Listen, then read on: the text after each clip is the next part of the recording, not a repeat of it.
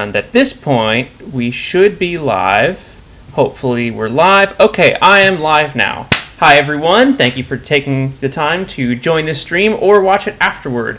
We are going to start out today with some BPS updates. I believe Nathan, one of the patrons here, suggested that we begin these things with updates, and I think that's a good idea. We could combine some of the update videos and this. I would still like to do them isolated. But anyway, let's get started. So, the first thing, if anyone can just toss it in the chat, if you can hear me, that would be one of these. Excellent.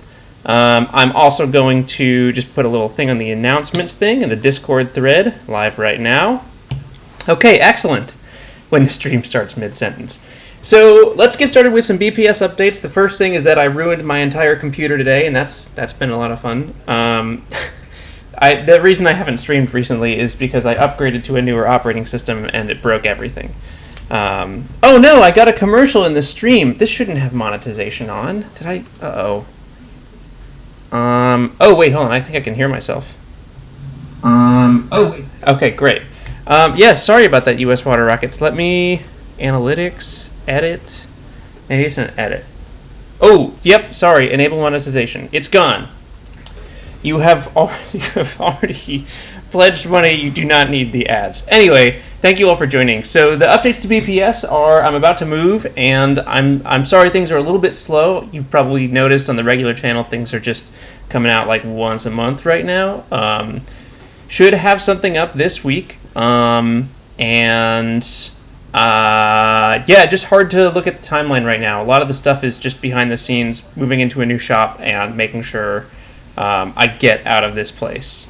Just like to get real candid, this is not a good living situation right now. It's not like bad roommates or anything. It's just like I outgrew this place like 7 or 8 months ago, and I've needed to move since then. So, not to complain, that's what the situation is. And, okay, tomorrow. Signal is coming back online tomorrow. Kelsey Black, I don't know if you're here, but thank you for asking. I keep delaying it, but the manufacturing is already underway. So that stuff is happening no matter what. Signal R2 coming back tomorrow. If you're a patron, which you almost certainly are if you're watching this stream, please wait to purchase until I post the discount codes. I'm going to try to get them online around the same time so you won't have to actually wait. But I'll get you some discount codes so you don't have to pay full price. That's great. And then, okay, what else? I don't actually know if there's too much else right now. I need to put up the subsequent launches of the Thump stuff. What % off are the code? Okay, hold on. I should dial it back here. Here we go. So I watched the whole commercial so you'd get the money. US Water Rockets. That is not at all necessary. I think I probably gained about $0.01 from that. So you do not have to spend... Your time is more valuable than the money I make from that.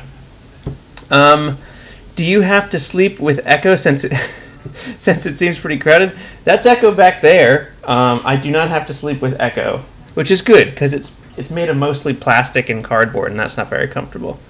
What % off are the codes? I don't know yet, Joe. I'll probably just scale it. I think I did that for the when Signal was online before. I'll probably just scale it to the patron level, so some patrons will get 5 or 10% off. Some people will get more. And then, did I test the newer EDF? I know you were aiming for better thrust. Moonman, what an amazing... Hey, hold on. I know most people saw this because it was in Discord and it was on Twitter, but look what Moonman did. Look at this. Look what he did. This showed up like a couple days ago. This is a logo, like a BPS logo, CNC'd out of, I believe, mostly acrylic and then metal around the sides. He described how he built it in the Discord. And it's incredible. It's got a hole so that I can hang it. And let's just plug it in because it's not just plastic. It lights up. It's so amazing. And then I can use this remote to change the color, which you really cannot see very well on the stream. If I dim the brightness, you can see it much better. So you can change the color. Oh man, it's amazing. So thank you very much, Moonman. It's very kind of you. All right. But what you asked was, is the newer EDF working well? And let me tell you, it is. Well, no, I haven't tested it yet, but I assume it is. And we're going to start designing around it today. I suppose we could test it first. That would be the wise thing to do.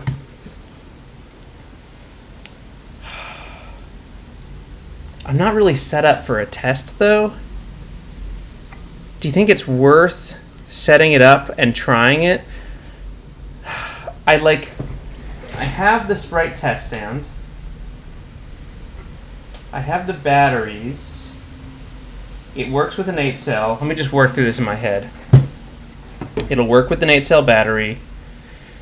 I would need to do some soldering. I don't think I'm going to test it yet.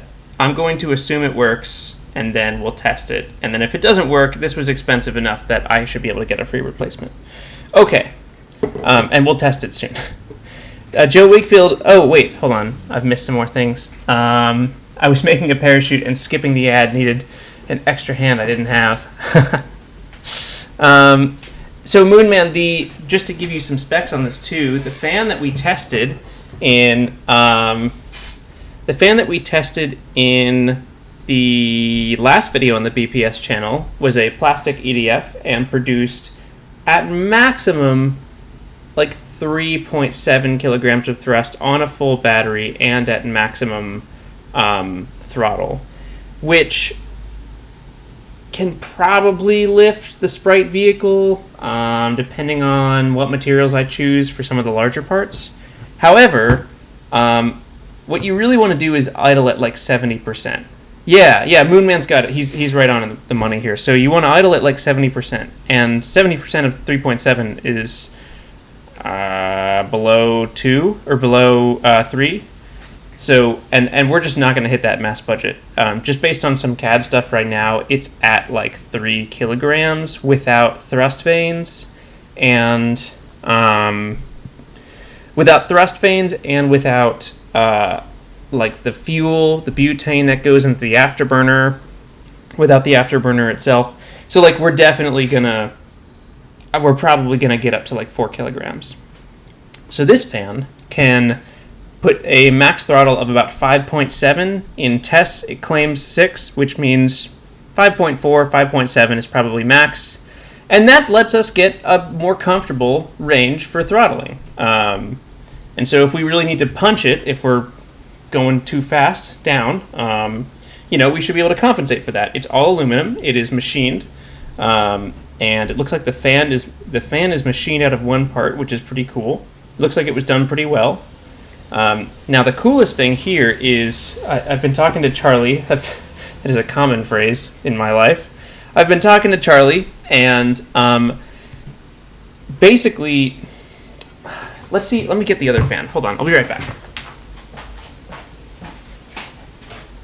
What you want with these fans is you kind of just want access to make this afterburner thing work. You kind of want access to what is directly below the fan blades. So this is the smaller plastic fan in a bit of a housing right now.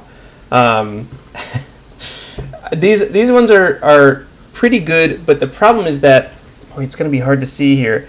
All right, I think you can probably get a sense for this. So there are 2 parts. I'll turn it to the front of the fan. On the front, you'll see the blades. It's 12 blades on this one, I believe. And if I turn the blades with the motor from the back, if you look close, you will see some what are called stators, and those are static fins.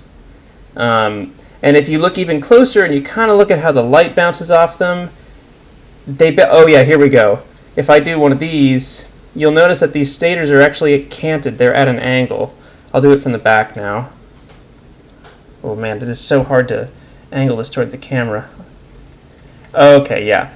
And so what these do is these null out in a sort of passive way the rotation and because the airflow, I hope I'm making sense. The airflow does not come off straight when the fan goes by it. Because these fan blades are canted, even when they're canted super high, the flow is actually coming down at an angle. And so you use these flow straighteners, these stators, these static fins, to redirect the flow and go straight down. That's great. in most cases. But we can straighten it out and do something cool.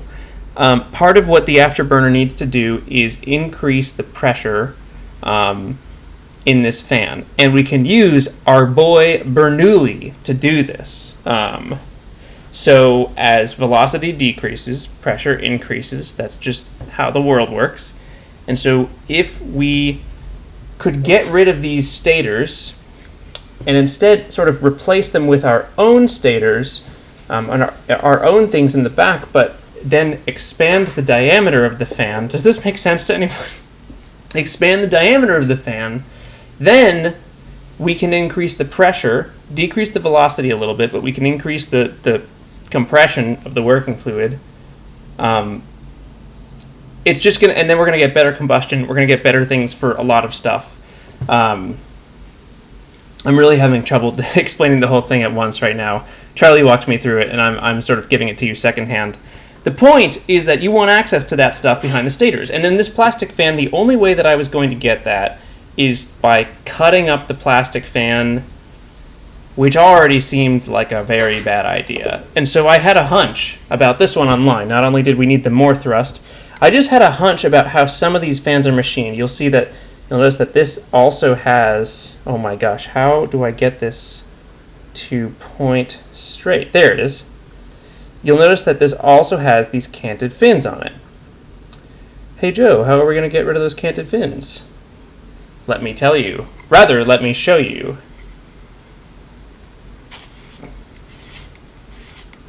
These, because they are super precision machined and very nice, are threaded and they come off. So, these are the stators. These are the flow straighteners, and then there's the boat tail there. There's the back end, and then this is directly the fan. Now I have not run this, which means there's a possibility that this could be unstable enough in this configuration. It really might need that back brace, and if it's unstable enough in this configuration, then we just have to design with the stators in mind. However, if we can design like this, we both save a little bit of weight.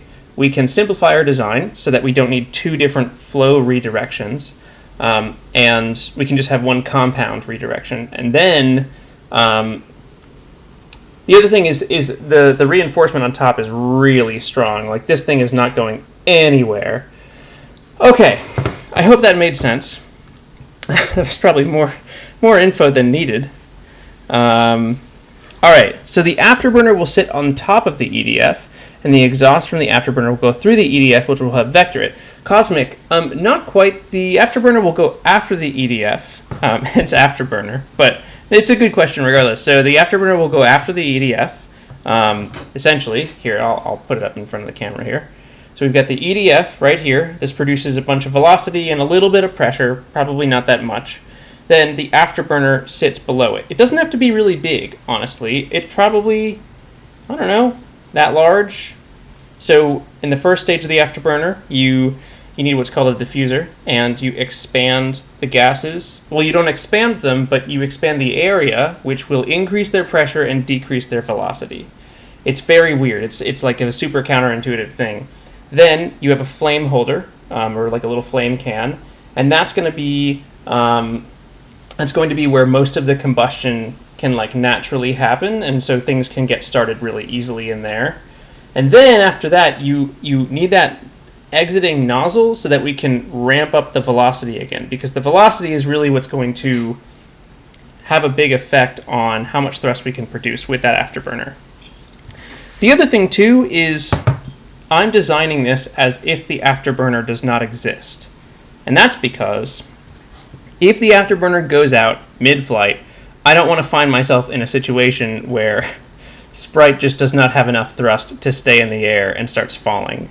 I would rather be able to like really punch it and then just barely start to hover back down. Anyway, hey, it's Trista. Hi, Joe. Hi, Xander. Man, I've missed watching these streams. It's great to see you, Trista. Or I guess see your chat. You could say it's a fan-C EDF. Nice. Without the stators, Are you worried about rotational torque when doing quick throttling? Moonman, not too much. We will have the thrust vanes. The thrust vanes go after the nozzle exit. This is a frighteningly complex design. But yeah, so the thrust vanes go after the nozzle exit, and the thrust vanes will be able to compensate for a little bit of that rotational torque. And hopefully that's enough. The other thing is the diffuser will deal with some of the rotational torque. Like, part of the diffusion is actually redirecting the thrust to go down. Rocket Nerd says, Joe, I saw Charlie over the weekend. That's awesome. Where did you see him? Michael says, hi, Joe. Are you going to just use control surfaces in the flow path to vector the thrust, or make a fighter jet style vectorable and expandable nozzle? The latter would be really cool. Michael, I do not disagree. The latter would be super cool, especially if you have one of those that has all of the different pistons that go in and out, and it like squeezes the thing. It's really cool, and you can do a lot of great control stuff with that, and in a lot of ways, it's more efficient too. I'm pretty sure, because you're not just having something constantly in the flow. However, I'm not doing that approach because I want roll control as well, and getting roll with something like that would be pretty tough. Jared says you don't want one of these. Let's see what it is. Oh, geez, it's the Antares rocket. Yeah, I don't want one of those. Rocket launch with MIT. Also, taser for an afterburner ignition. Moonman, correct. Yep, we will do a taser for that. Okay. We have a ton of work to do today. It might be pretty chill. My plan is to go for quite a while. We'll see. I have with me my Mars 2020 mug, and it's very... okay, you can see it. I've got apple cider in there. I'm feeling the fall. I went to a new grocery store today and got apple cider. You don't need to know all these things. This is superfluous information. Let me real quick get my screen set up. I'm on a slightly newer version of OBS, so things are a little bit different than I remember them. But I am pretty sure we can get this going here. Okay. I haven't even changed my background from the classic desktop for whatever it is, Mojave, that I downgraded to. Okay, 3, 2, 1, transition. Can everyone still hear me? Is everyone still good? All right, here we go. Will I be using Fusion or Onshape today? I will be using Fusion, Jared. Now, there is one thing that I'm a little sorry if this is a disappointment to anyone. I will be using Fusion, but we are going to have to start from the ground up. Not for everything, but I need to make a new fan. I did most of the Sprite stuff in Onshape, and to be frank, I made basically no progress. So we're going to start from the ground up. I've got my document open, we're ready to go, and I'm hoping for the best. Oops, hold on. There we go. Sorry, didn't mean to transition. Let's go back to that mode. Okay. Oh, Trista says, in a nutshell, what is being added to Sprite? I am so behind. Trista, not too much. We're just getting things started. I have to do thrust vanes. I have to do a diffuser. I have to do the rest of the afterburner, the flame can. I want to design the whole structure that holds the whole thing together. That's probably going to be 3D printed, even though carbon fiber would be, I think, better. I just want to design it all in CAD. We're doing a lot. That's the answer. Okay, so let's just get started here. I would like to turn on the origin, and we're going to start a new sketch. We're going to design it so that the front of this thing, oh boy, you can't see too much from there. You know, I might just move this down here. Let's do that. This is my first time streaming Fusion. Okay, so this is the front, and if we look here, the front. Oh, it's all confusing to me. And, oh yeah, the origin doesn't move either. So if let's just make sure a couple of things are correct. The document settings are millimeters. And we need to start with the fan, I think. which is not that hard. However, the fan is going to be a revolve shape. Things are just going to be a little bit more rough than the last fan we did on this one. So my goal is to do practical CAD and not shiny, beautiful CAD. I hope, does anyone mind if I do practical CAD? All right, here we go. So start from the bottom, create sketch. Bada bing, bada boom. We have a new sketch. No, never mind. Finish sketch. Delete this sketch. Goodbye. 3, 2, 1, gone. I want to sketch from the front because I want to do a revolve feature. So we're going to create a sketch here. We're going to make a work line L. I'm sorry, I'm a little new to Fusion, so you will have to forgive me if things are not perfect here. And this is going to be half of the diameter, which is to say, this line needs to be the, oh geez. This line needs to be the radius of the fan, the outside, I believe. Oh, we'll do the inside first. And so, we're going to design without the stator in there. That is a dangerous choice, but it's one I'm making. Oh geez, is that really that bad?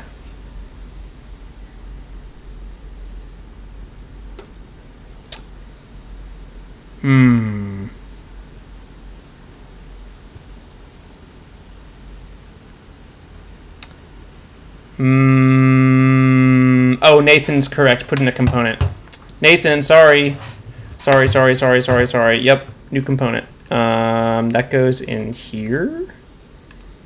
How do I make a new component? Origins, document settings. I'm sorry. I am. How do I make a new component? I've done it before. I just can't remember how to do it now. Exit the sketch. Oh, okay. It's just in a document. Yeah, new component. Great. EDF.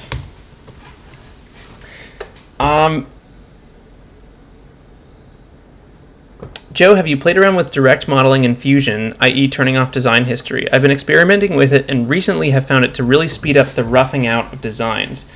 I get a little nervous with that. I love having the design history. I bet it makes the document more snappy, and I bet it makes the design process more snappy. But sometimes I put in bad dimensions, and sometimes I really mess things up, and sometimes I have to go back and redefine dimensions, so I'd like to have that history there. Okay. Got to sketch first, then create. Well, we do have to do both of these, so let's go back into the sketch and define this as the inner diameter of this. What I'm a little worried about here, pals, is does the fan, I really don't think the fan needs that bottom part. I'm trying to move it around. So the bottom part, just so we're all on the same page here, the bottom part has a small bearing that links into the shaft of the motor. Now the motor won't fall out, it's pushing up, and if I pull on the motor, it's being held down too. And we're not trying to do any reverse thrust, we're not doing any stuff like that. The other thing is we have a solid 0.5 millimeter of clearance, perhaps, no, definitely a full millimeter, at least. And that may end up being problematic anyway, so we might have to, you know, put some tape around there and start to seal things off a little better. But I don't think we need it in there. It seems like it won't rotate around too much. I don't know, man. Let's design without it, and if we find out, it'll be terrible. But let's design without it. I'm not flying crew, so I can make lots of interesting decisions. All right, so the inner diameter is, this doesn't really matter, 103.88. 103.8. So this is going to be 1 over 103 .8, right? Wait, sorry, no. 1 03.8 divided by 2, and that's going to give us that. We define it as, we can define this as something that is basically a function, which is cool. It's like, I think that's just called parametric modeling, but just put it in a circle and dimension that. No, because I'm designing from the side, Nathan. So then the outer diameter,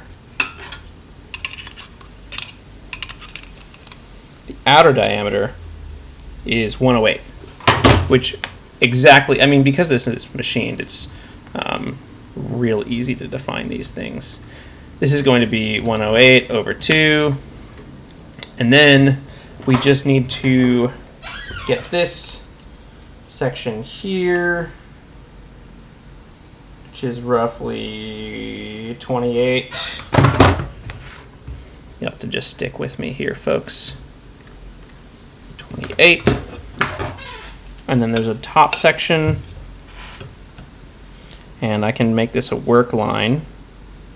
Next top section is 23.5. So this is a work line here. 23.5, right? And is this needs to, okay, hold on. I need to create a work line right here and then make these things coincident. If I'm doing something like drastically wrong in Fusion, I would appreciate some help.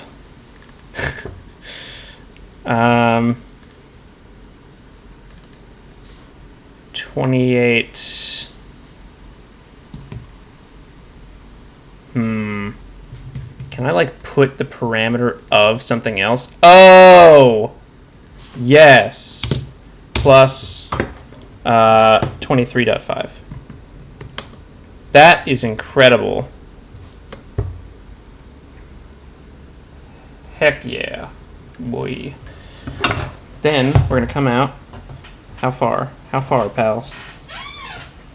Maybe like, boy, it's hard to measure this.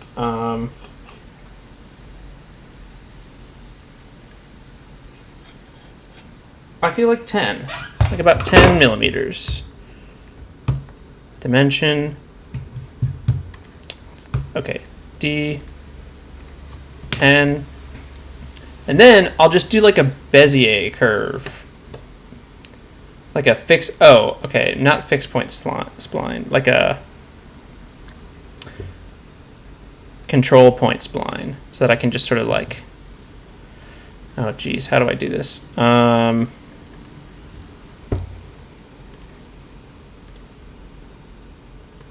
That's the next point. Create. Now, can't I pull the points? How do I have control of this spline? Maybe I draw the points in with it? Control point. Can I draw like a point there? Oh! No, I just had it. I just had it. Hold on. Control point 1. I'll just put 2. Do it, done. And then I can move those control points around. Yep, this is what I wanted. Great. And it's kind of this like weird, interesting curve thing where it's like already coming out. The curve is actually pretty tame. So we'll just do that. And oh boy, my preferences are all whack. Where's the scrolling? Render simulation.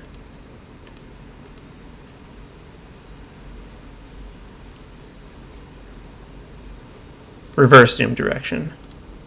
Great. That's what I wanted. Okay, folks, we're almost there. Let's do another line right here. We don't really need to constrain that curve. I would also make a lip right up here. Oops, see, that didn't want that at all.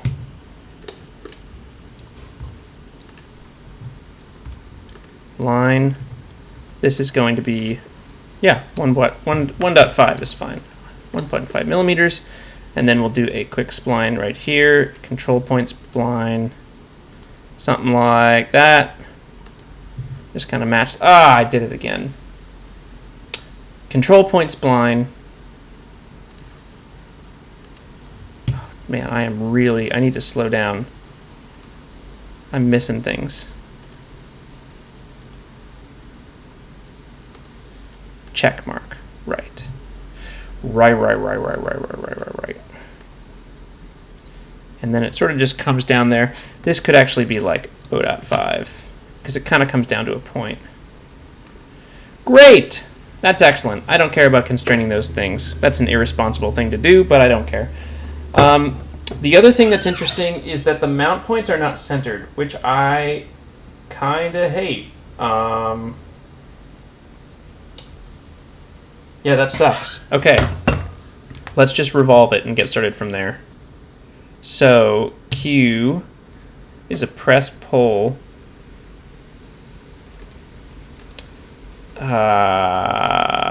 Shoot. Okay, let's do revolve.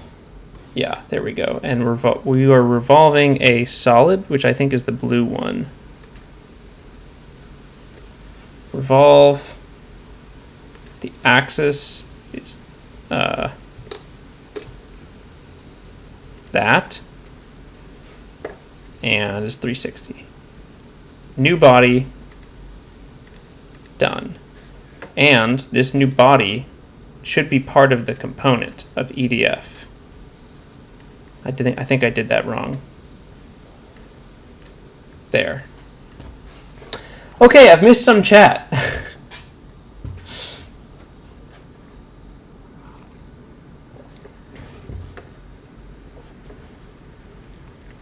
The kicker in direct modeling is that you can always move a line and offset previous surfaces or delete and remake the feature faster than you could have with parametric. Certainly not for everyone, but I was scared until I started experimenting. Yeah, maybe I'll give it a shot. I don't know. It is scary. Metal on metal noises.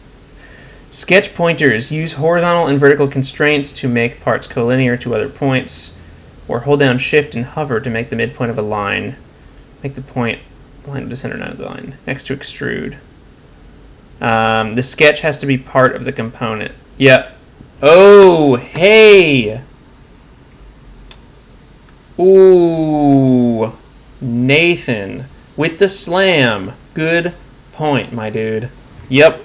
Cool. Thank you. Thank you. Don't forget to activate the component so the timeline is associated with the right component. You are all killing it today. Thank you so much. Man, this is great. All right. Also, the apple cider is great. I'm sure filled with sugar and like not good for me, but great. Now let's do. I think I will just create another sketch. No, I'm not going to do that. Let's design from the sketch we have and try to keep it all in the family, as it were. People don't say that. So for the inner diameter, again, doesn't really matter that much. I'm going to go with 38.3. And so the line that begins that point is going to be distance from the center 38.3 over 2, which is 19.15.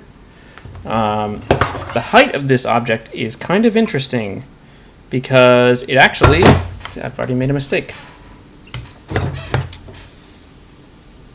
Oh boy, okay. There's a lot of revolving going on. This 5mm thing, this whole sketch is basically filled with revolves. And that's going to be 5 over 2. I don't need to be doing this, but 250.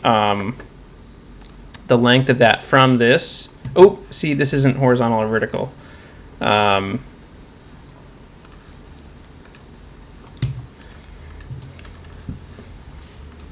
Okay, I'm just going to redraw this line.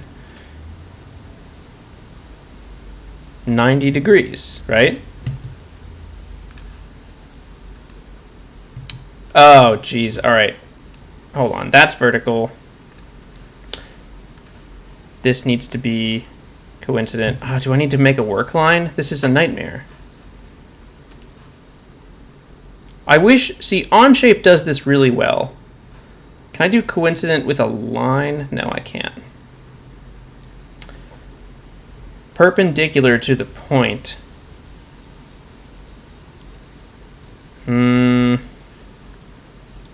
OnShape does this a lot better, I think. Horizontal to the point origin.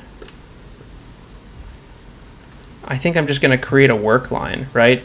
Can someone clarify, is creating a work line the way to do this? You create a work line on that axis, and then you can do the coincident constraint. Oh, geez, that is not what I wanted at all. Okay, great, there. Now that's constrained, and the only thing that's not constrained is its height. The height of this, relative to what we made, is tiny, and probably about 5.5. We go 5.5. Just trying to be correct with it. Okay, so that's our motor, one of the motor things. The other thing that we need to design is the larger circle, and that is 38.23. We're going to mess up some of the CAD here. This is not entirely correct, but it shouldn't damage anything because we're just like underestimating things. So specify point, and once again, the distance from the origin is 38.23, just .2 divided by 2. This is going to go up. How far, folks? Quite far. Like 90 millimeters far. 90. And then we have a tiny little spline that comes out. I'm going to just draw it again because I don't know the radius. Like 19 millimeters from the top. So we'll create control point spline because I really like them.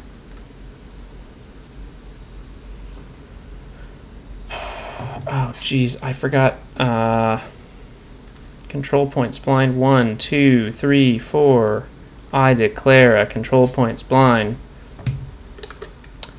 The distance, I'll create another work line here. Sorry if I'm doing this wrong.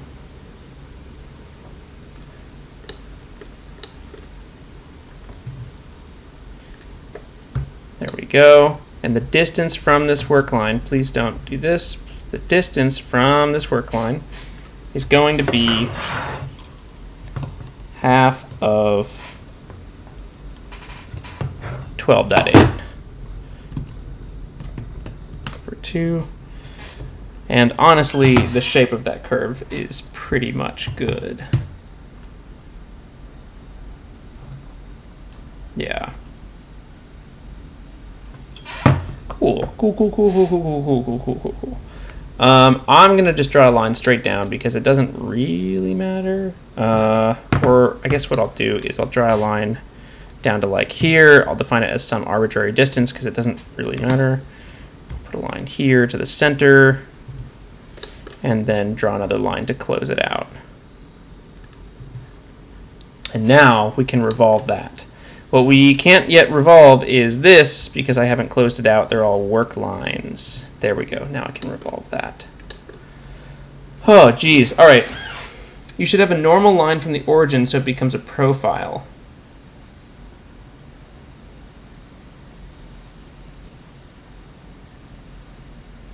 I think I just did that. Maybe I didn't. Oh, Garrett. Okay, I get it now. If you click the horizontal/vertical constraint, select the endpoint of the line, then click origin, and it lines up. I think I get it now. Thank you. I will use that. Okay, great. We did this. Last thing we have to do is design the fan blades, which I am telling you right now are not going to be accurate. They're just going to be horizontal slants. Because again, we're doing practical CAD. We're doing what the experts called PRAD. Okay. But this can't be revolved. So how do we do this?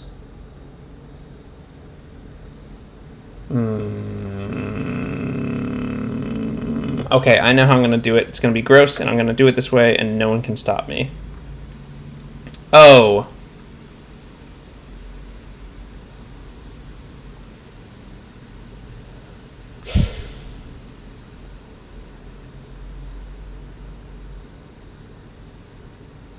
Yep, no, I'm doing it this way, and no one can stop me. Doesn't matter how many blades we have. I'm going to do one of these. Oh, geez. All right, no more line here. Line. I'm going to put some kind of arbitrary constraints on this for 5. Wait, no. Like 2.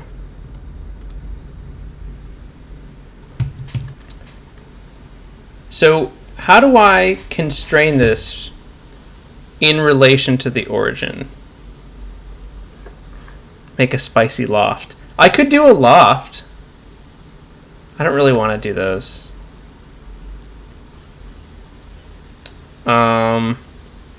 So if I click the horizontal and vertical constraint, select the endpoint of the line. Oh, and then click the origin, it lines up. Yeah, that's not really what I wanted. Okay, but I bet it's just origin now. So I do this. Yep, got it. Thank you, Garrett. How high up is this? 5 millimeters. Then we're just going to cant it over. Like that at a...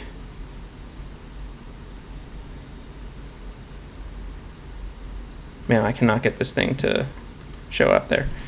At a 30-degree angle. Same here. And this is just going to be parallel.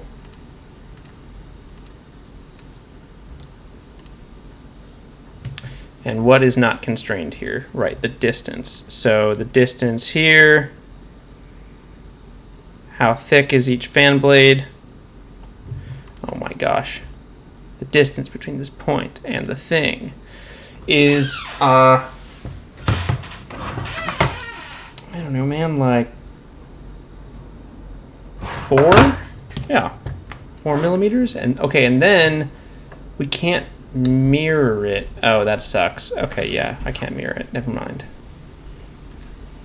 Well, again, this is practical CAD. Everyone look away. Don't look.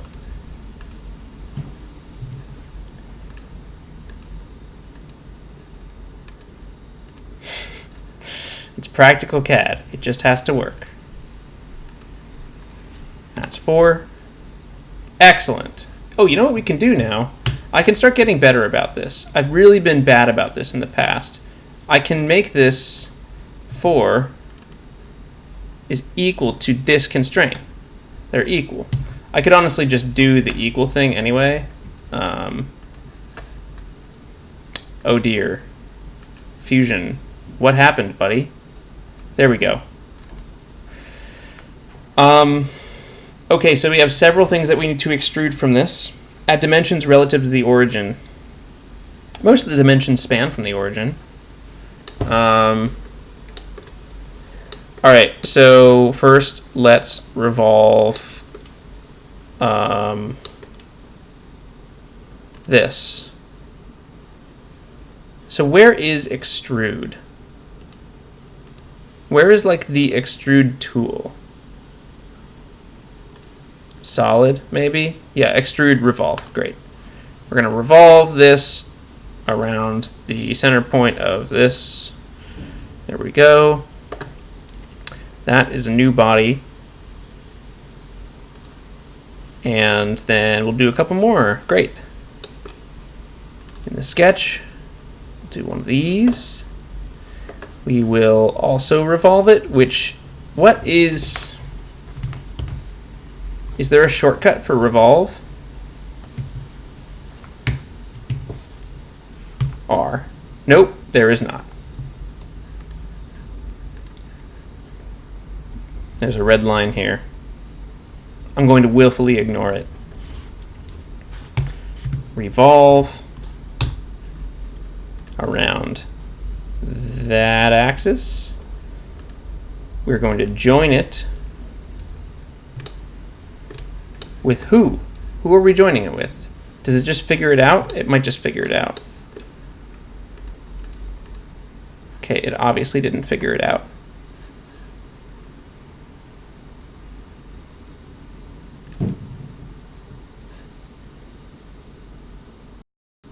Bye. All right, whatever. It's all becoming one component. And then finally, the way we're going to do these fins is a little bit gross, and I don't want to talk about it, but here we go. Fins, 1, 2, Q, press pull, and we are going out. Oh geez, front. Yeah, that's right. How far are we going out here?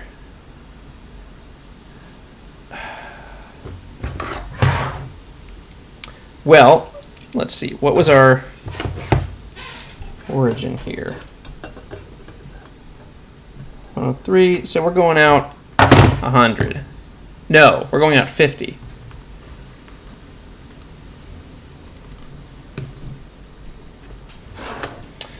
I like it that. Okay.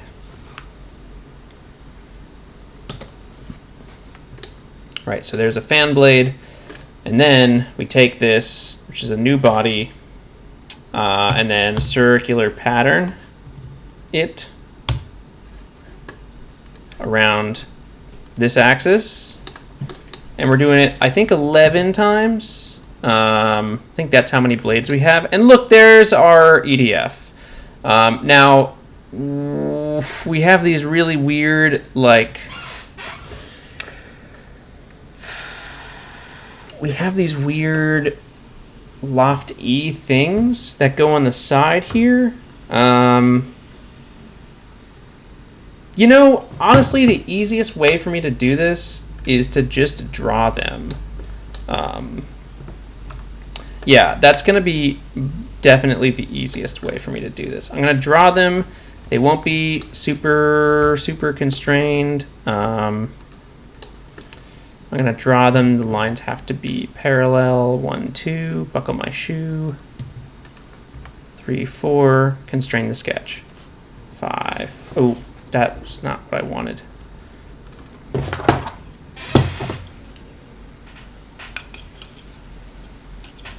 8 millimeters.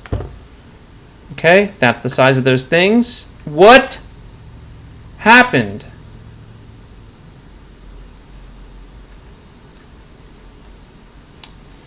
This is what happens when you don't constrain the sketch and you're reckless with how you do things. Can I just fix these points? Will anyone get mad if I just fix them? They don't have to represent a whole lot. So like if I just fix them, practical CAD, practical CAD, practical CAD. Say it with me. 8, great. Ah! Why? Why is it like this? It's not like this has to be a specific length. Did I use the equal tool? That's parallel. It's a parallel constraint. What the heck happened here?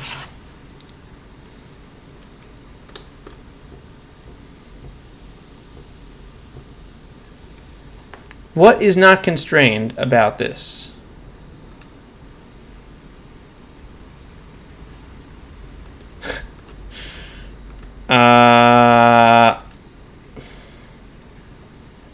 Fix the splines. Can I just fix them permanently, like the whole spline? Fix. Fix. Okay. They're fixed. They can't move. 5. Failed to solve. Sorry, you can't see this. Okay, this is garbage, and I hate it. We're getting rid of this line. I'm making a new line. Oh, I must have constrained it not from the... I must have constrained it from one of those weird points.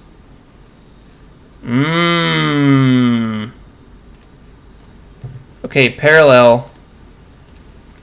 Distance.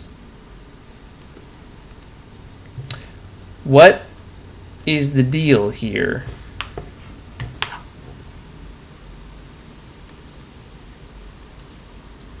We go from this to this line. There are no constraints. We make it parallel, and somehow it's like fully constrained. What is this?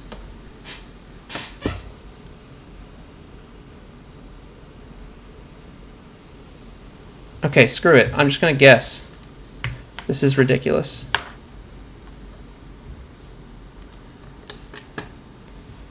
Here we go. I'm making them parallel. And we're calling it a day, because what are the dimensions, folks? 8.724, which is close enough to 8 for me. Excellent. Saved. Then we will take this, Q, press pull. And it's going to be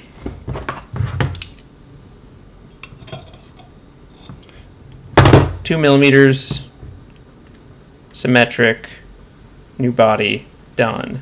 We take this new body, which is this.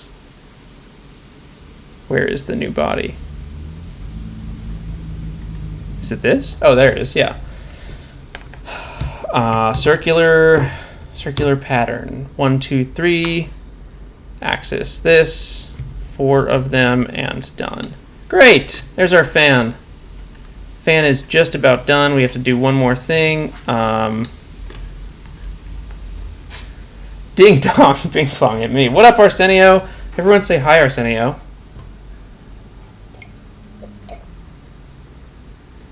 How am I doing, by the way? Does it look like I know what's going on? And like I can actually do these things? I think it's been about 45 minutes since I've started. Oh, 50. Okay, right. Well, I'm not allowed to spend more than 1 hour on this CAD. So do you know what that means? I'll tell you what that means. Joe, it looks like you need more tea. I'll tell you what that means, pals. What it means is I am forfeiting this sketch and creating a new one. Great. We're going to get rid of this, turn back on the origins, make a new sketch from... Oh! I'm going to have to do some dumb stuff. Okay. Can I make a new plane? Offset plane. This sucks. Okay. Bodies...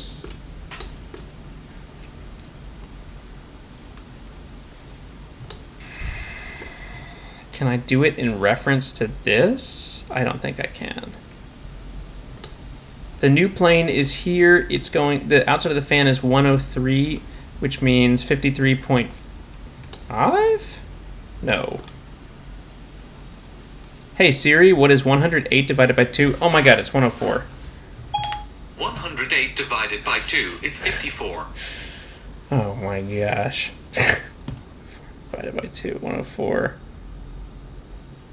No. Yeah, 108 over 2, 54.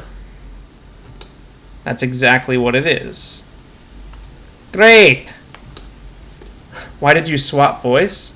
Hey Siri, what's my name? You're Joe, but since we're friends, I get to call you Big Papa. The voice is an Irish man. I kind of thought it was funny. You could make a plane tangent to the cylinder. Nathan, how do I do that? Can I really make a plane tangent to this? Repeat offset plane. Edit feature. Construct tab. I need just at least a little bit more detail than that, than construct tab. On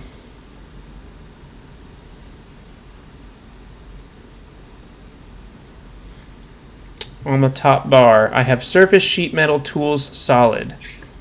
Construct! Oh my goodness! I'm learning so much tonight, and everyone here is to thank for that. Wow. Thank you, Nathan. I'm going to do that. That seems like a more reliable option. Tangent plane.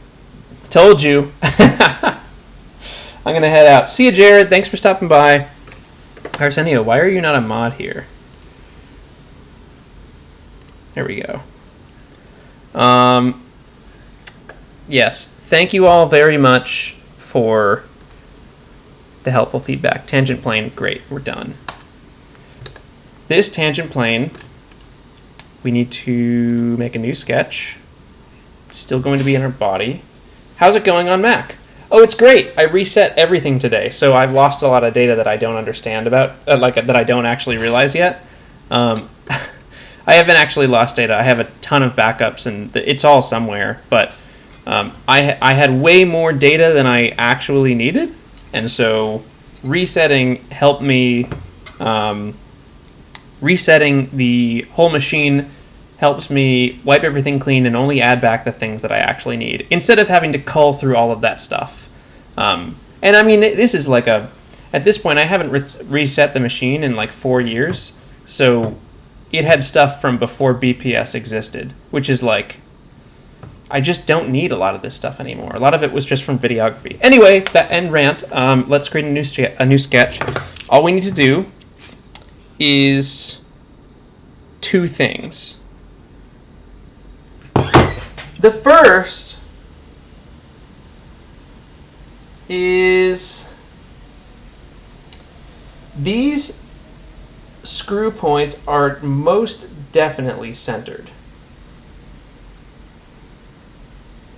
So that means this rectangle is most definitely centered, which means we can base a lot of these things off of that, which is great news. It is 7.5 millimeters. Okay, great. Let's do this. Rectangle. Point. Center. Center. Doesn't matter where this center is. Matters that this center is coincident with. Okay, here we go. I'm going to use this horizontal, vertical, origin. Oh, wow, this is incredible. Put the rocket stuff on a private Git. Wait, what do you mean put the rocket stuff in it? This isn't public. You ever consider switching to a good ecosystem? Windows is great, man. Windows is what a lot of engineering stuff uses, but I really like the interface of Mac. It'll happen at some point. I already have to do a little bit of stuff on Windows, and I use like a really old Toshiba machine for that. But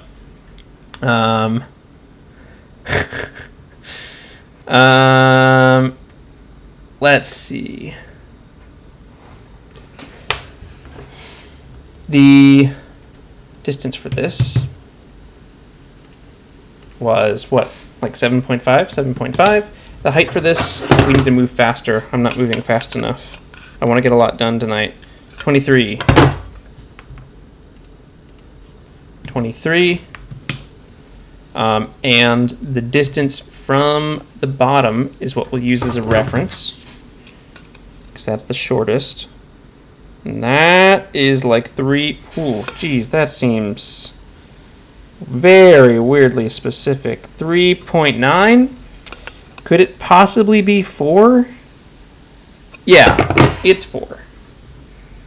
It's all this is a French fan. Thanks, French people. So it's metric. Why am I like this? Okay. Then we have a small piece that comes out of that is 1.7 millimeters in diameter, and so in width. And so what we can do is take this distance between these two, 1.7. Boop. There we go. We're going to extrude both of... Ooh. Okay, first we're going to press pull these inward.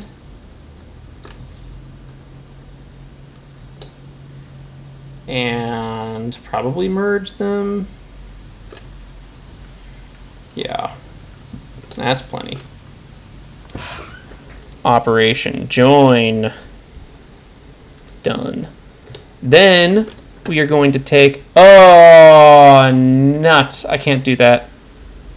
Can't be a join. Has to be a new body. New body. Okay, then we take this, and then once again, we will extrude both of these. That will look like the following. How many millimeters, pals? From the edge of the device. I need smaller calipers. From, oh jeez. From the edge, we got like 2. Exactly. Wow, that's great. And then one more extrusion, and that is this piece right here, which is a little tab. And this bad boy, he comes all the way out to 13.5 millimeters, which is weird.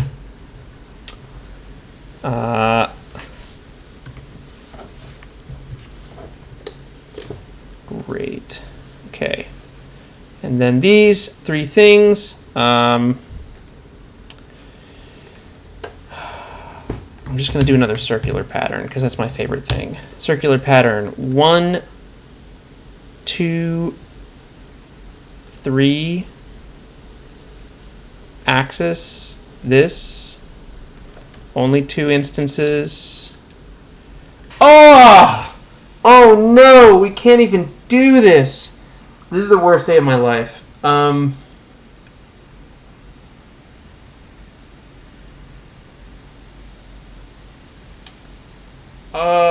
no, we can't even do it this. Pattern the bodies, not the faces.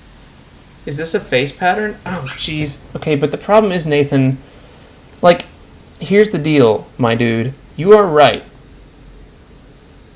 But you are also wrong. Not really. You seem really nice. I can't call you wrong. The point is, they're not symmetric. They're not symmetrical. We can't do this. How? It's like a mirror. Could I mirror the part? Let's try this. Mirror the part. 1, 2, 3. Mirror plane is, it's not going to let me do it. Okay, mirror plane is this. Yeet! That's it. That's the one. Yeah, because it's offset. Do you see how annoying this is? Can we... Oh, what happened? Did I not mirror anything? Oh, jeez. All right, mirror. I didn't commit the mirror. Objects. Oh. 1, 2, 3. Mirror plane. Bodies off. Hit up that plane, boy. And then mirror this. Hit OK. It should mirror, right? Oh, I'm mirroring the faces. Oh, jeez. The mirror, the bodies. Sorry. Bodies, my friend. Thank you, everyone. Thank you for the patience, chat. It is a rough day for Joey B. Let me tell you. Not actually. It's been quite a nice day. 1, 2.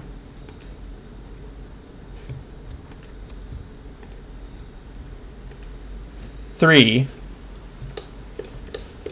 And there we go. Mirrored, my dude. Okay, great.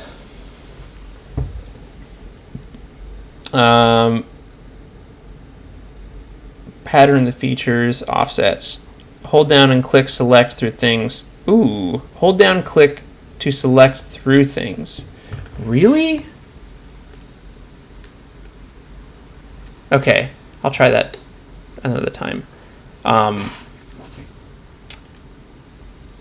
Here's a thing. I gotta put one more thing in here, which is that I gotta do... Actually, I could already do this in this sketch. Could I not? No, that's a bad idea and I hate it. I'm making one more sketch and it's going to be on this face. Here we go. Create sketch. Oh, capture position.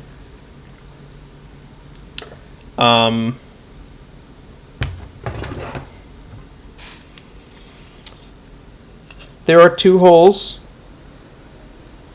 They are most definitely size M3.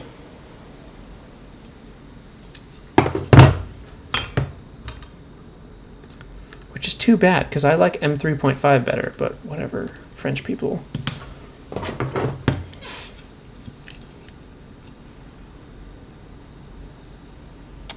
Okay. They are 14 millimeters apart. Man, I am in love with anyone who uses the metric system. I'm going to put a line between these two. That line is going to become a work line. That line is going to be vertical. So if I move them back and forth, these two circles, they are going to be equal. 1, 2. So I only have to make one constraint. I'll make two work lines here. 1, 2. These are both work, and then I will make these equal. This is unnecessary, let me tell you, my dudes. But now they are related, which is great. Then the last thing I want to do is constrain how far they are from the sides, or rather how far they are apart. They are 14 millimeters apart. We'll use that as their constraint. 14 millimeters apart. They are each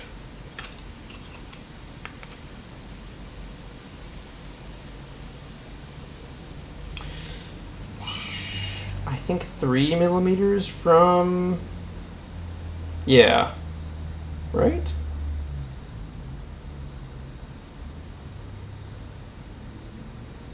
I think 3 millimeters from the outside.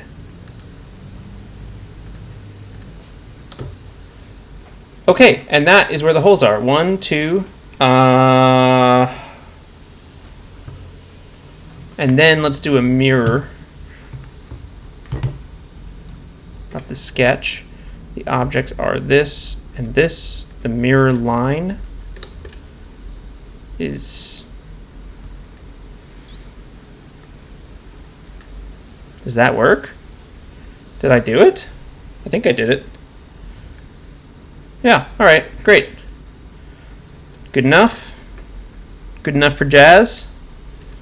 Then we'll use the press pull on these. 1, 2, 3, 4, Q.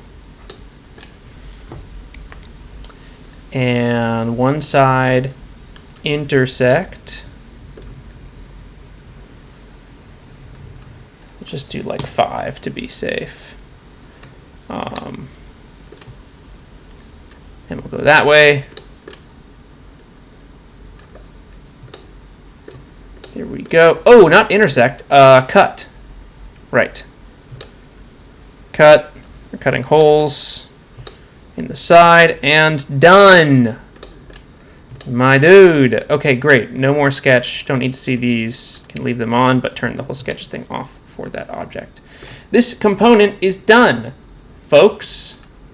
We don't need to see the origin of this component either. Okay, great. What next?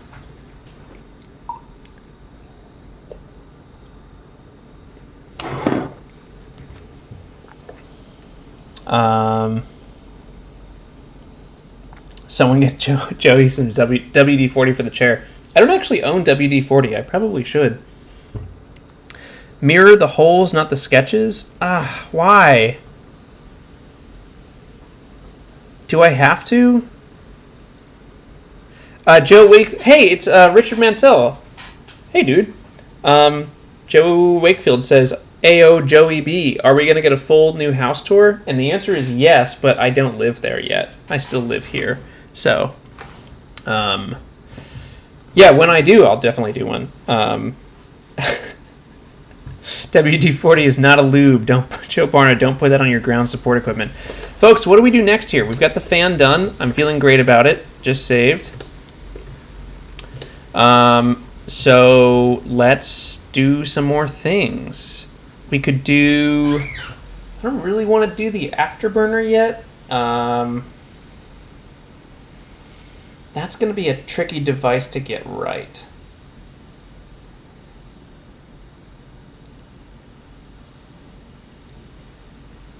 Okay, let's think about it this way.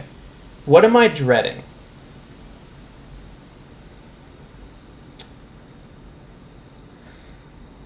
I'm dreading the afterburner.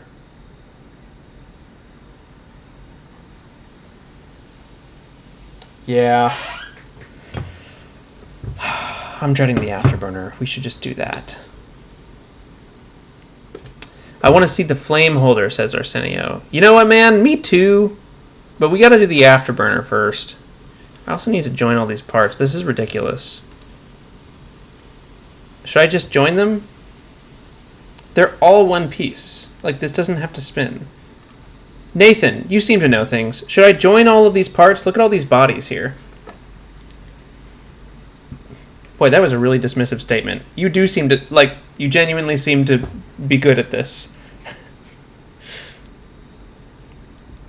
Okay.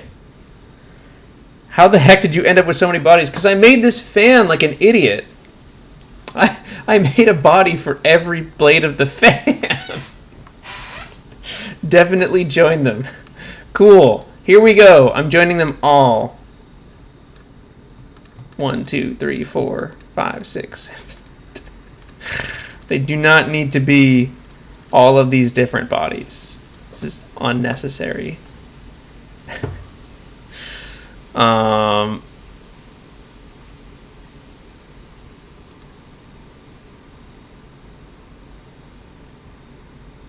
don't know where join is. Oh, modify. Combine. Is combine the same as join?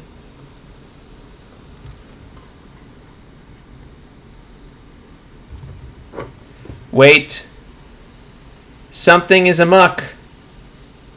What the heck is this? And why is it not selected? Oh, geez. Okay, great.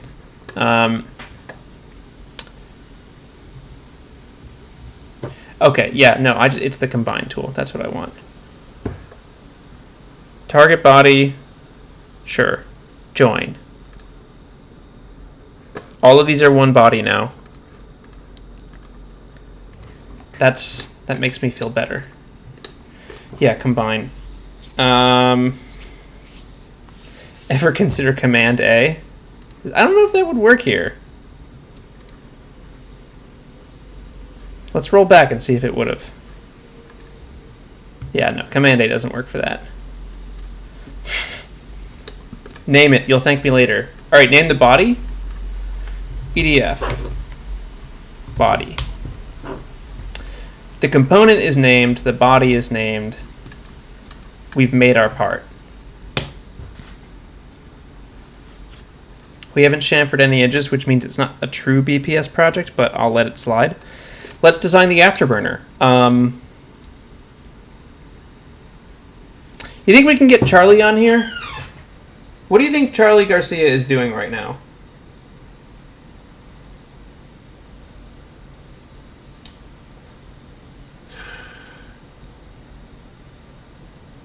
Should we do it? Let's do it. Hey Siri, call Charlie Garcia. Calling Charlie Garcia mobile on speaker.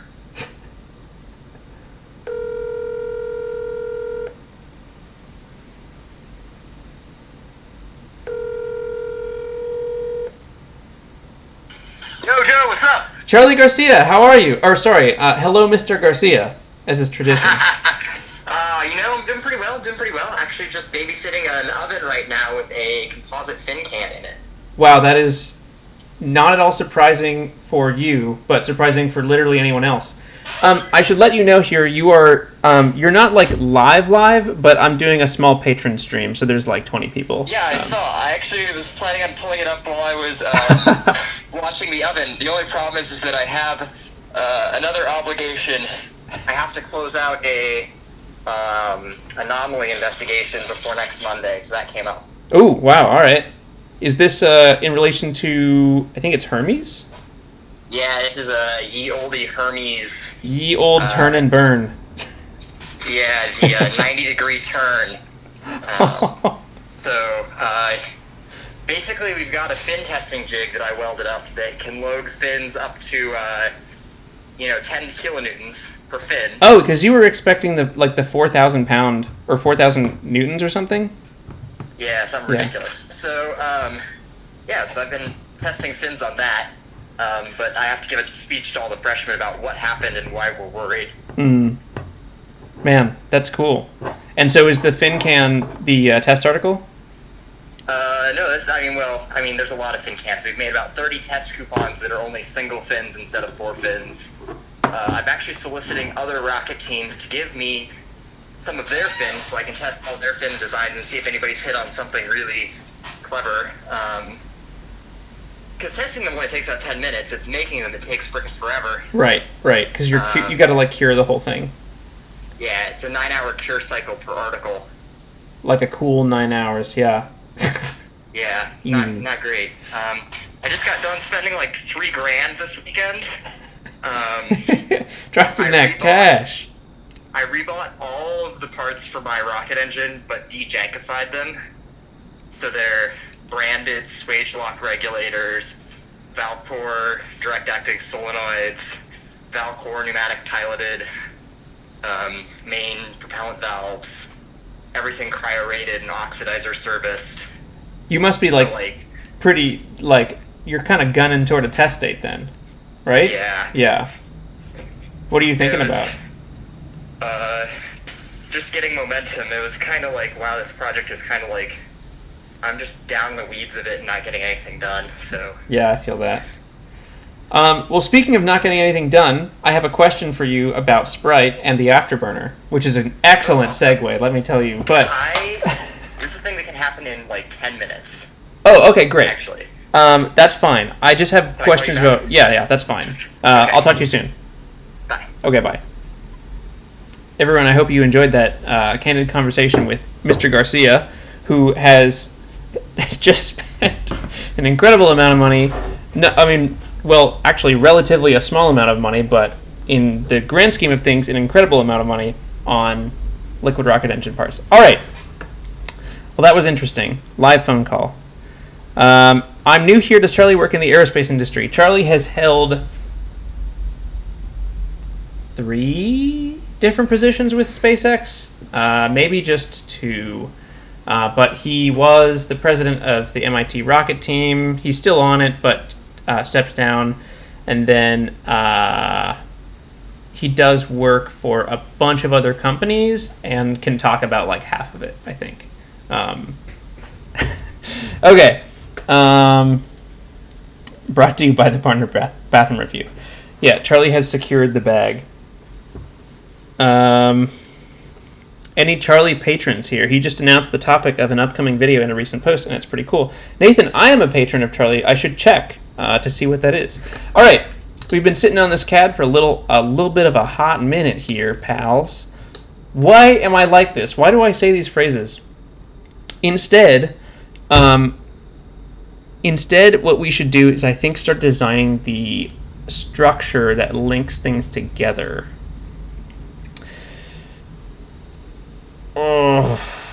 Which I still kind of hate. I just don't know how to do it. Can I get advice? Nathan, I need your help again. I'm going to start leaning on you like I lean on Charlie for engineering advice. All right. Hold on, let me get these wires quick here. So the way that I rigged it up, this is an on-shape design, and it's a good thing that I switched to EDFs because now I just have to design a whole new cage. Let me switch camera views here. So this is how I had it with the plastic fan. You may have seen this in the latest BPS video. Arsenio texted me and says, "Psst, get a 3D mouse." Arsenio, by the way, I'm sorry I couldn't see you in Richmond. It was a very quick trip. Anyway, this cage seems fine to me. I don't have a lot of problems with it. Does this seem okay to everyone? Like, do you see any glaring problems with this? Basically, the approach is you have two separate halves, and they all get joined together around these mount points of the fan. The problem is now... Actually, there's not really a problem. The consideration now is I'm no longer joining at the halfway point. Actually, things get easier this way. Right? Yeah. Things should be easier this way. I guess I could manufacture a front and back piece, but I would love... Oh. I have to do a front and back piece anyway. Sorry, folks. This is real-time decision making. I have to do...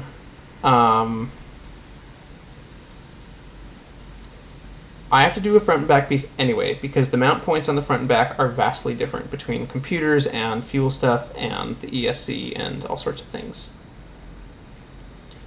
I could always do a big cheese plate and then have everything attached via adapters. But how much time does that really save? You know what? Kind of a lot. Because then down the line, I can just mount to wherever, and I can really modify the design. So, hold on, almost there in my head. I will create a similar thing to this. The front and back piece will be symmetrical. They will be identical. And the reasoning for that... Wait. Will they be identical? Not really. Maybe. They'll be almost identical. But then there will be holes. It will look like a piece of cheese. There will be holes throughout. And so it's basically a cheese plate where you can drill into any part of it. Not even drill in, you can just screw into any part of it and attach at a bunch of different, I don't know, like holes that are spaced 20 millimeters apart for each of them. 30 millimeters. Probably 20. And then by doing that, I never have to commit, like anytime I want to add or take away or modify a part for Sprite, I don't have to fully modify and create a brand new airframe. All I have to do is add new parts that play nice with the cheese plate. Okay, in the chat, please let me know. Does that make sense, what I just said? We create a frame that goes around this fan. I mean, the fan is the heart of Sprite, right? So the fan is the heart of Sprite. We make this thing around the fan just a ton of little 3.5 millimeter holes. And then what we can do is, I mean, and they're evenly spaced, they're predictably spaced. I'll have them in the CAD. And then when I want to mount a part to the thing, it will be slightly less mass efficient, but that's okay. I just have them screw into those holes, not necessarily be an integral part of the airframe. Kind of like I do with a regular rocket, right? I have an airframe, and this is more for material reasons, but I have an airframe, and then I have an interface between the computer and the airframe. The computer doesn't attach directly... Yeah, okay. This makes sense. Too many 3A violations. Looks like a lot of screws. It is. What do you think the FBI agent that watches you through your computer thinks about your mental state?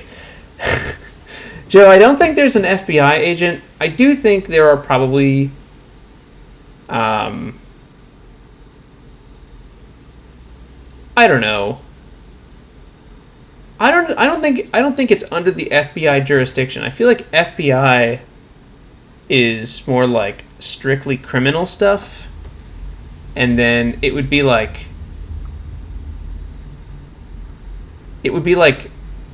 State Department stuff. I don't know. That took your question seriously. Okay. What type of cheese though? More like Swiss cheese, not like oh man, you know what I recently discovered? Manchego cheese. It's dope. And it's like low in lactose, and I'm lactose intolerant because my body can't tolerate like any food these days. But Manchego's great. Modular is almost always good. Thank you, Richard. Are you going to heat press metal thread fittings in there? I probably won't heat press anything, but man, I love the way that looks. Maybe I should. FAA investigators? FAA could be it. I don't know. Hello, anyone from the government who is watching. I don't think anyone is. But you probably can't get heat inserts in M3.5, only M3 and M4. Yeah, I really don't think I need them because I also have, I have a ton of these and I have Loctite. Hold on, let me just get this up to the camera. I have a ton of these. These are little nuts for M3.5 and I have Loctite. So I think it's fine. Yeah.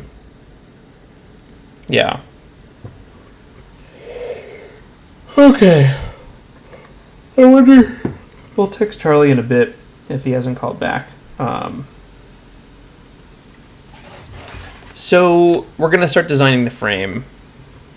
And for that, we need a new component. You know what my number one beef with Fusion is? That there aren't view shortcuts. I want view shortcuts really bad. Oh, hey, I didn't switch the view back. Sorry, everyone. Here we go. I want view shortcuts so I can hit like 1, 2, 3, 4, 5, 6, 7 and have it just like one of those. Onshape had those. RIP Onshape. You charged way, way, way too much. Let's see. What was I trying to do? I want to make a new component. I don't think airframe is the term I really want.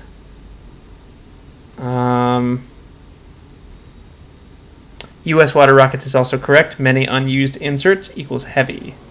Did you forget I'm in the government? Plastite screws are an excellent way to secure 3D printed parts and save weight compared to brass or inserts. You need a space mouse. I don't really need a space mouse. Okay. Oh, wait. A space mouse probably gives you those views, doesn't it? Maybe I do need a space mouse. Okay. So, what do we call this? It's not the airframe. It's like the...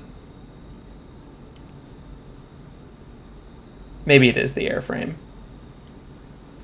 I honestly, I just don't mind the current design for the airframe that much.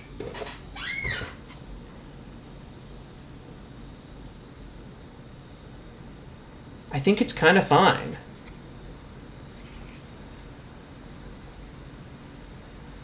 And we could even make a good enough seal. You could do it like an O-ring if you really want, but you could do a good enough seal with some Teflon around the edge of the fan. And then you could get a good enough seal into the afterburner. And that would be fine. Okay, great. Let's do it. I'm committed. Do we make another 45-degree thing like this? I think we do. And I think we even go a little harder with the... Oh, geez. Okay, and then the legs.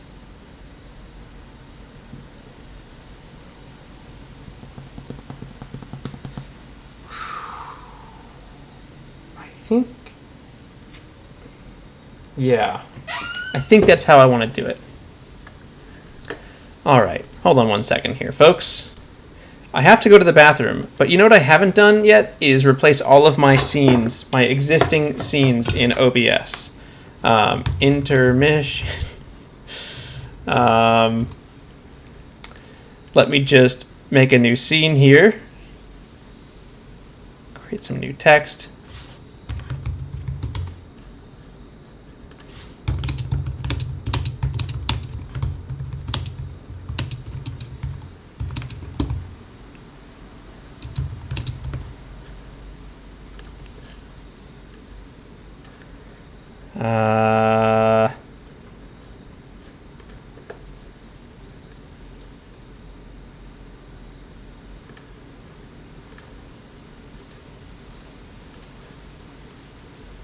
Okay, I'm going to the bathroom. I will be right back. Oh, hey, see, Nathan has a great question. How are the CF tubes going to attach to the airframe? We have to make parts for that to happen. All right, I'm going to the bathroom. I'll be right back, and I'll see you all very soon. Don't go away, or go away if you want. I mean, like, live your own life. Okay, here we go. Check out my great bathroom thing. Hey, can you still hear me with this? Yeah, you can. Why? Hey, can you still hear me with this? Why is that? Hold on. Yeah, you can. Why? Hey, can you still hear me with this? Why is that? Jeez, this is ridiculous. Do I have to manually mute the mic now?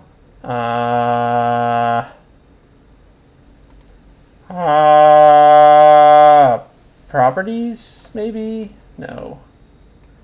It's like the audio mixer doesn't update. Advanced audio properties. Monitor off. Oh, geez, this is ridiculous. Okay, I'm going to manually mute it. Here we go. Goodbye, everyone.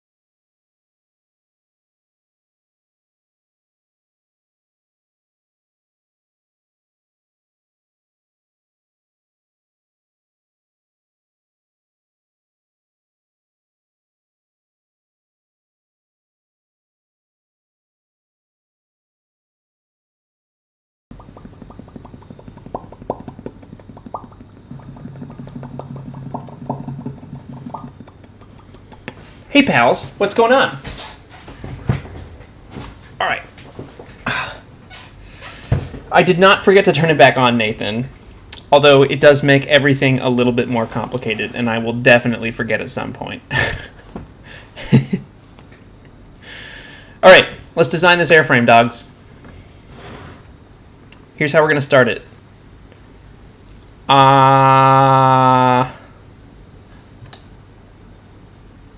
I think it's important to start it from... Whoa!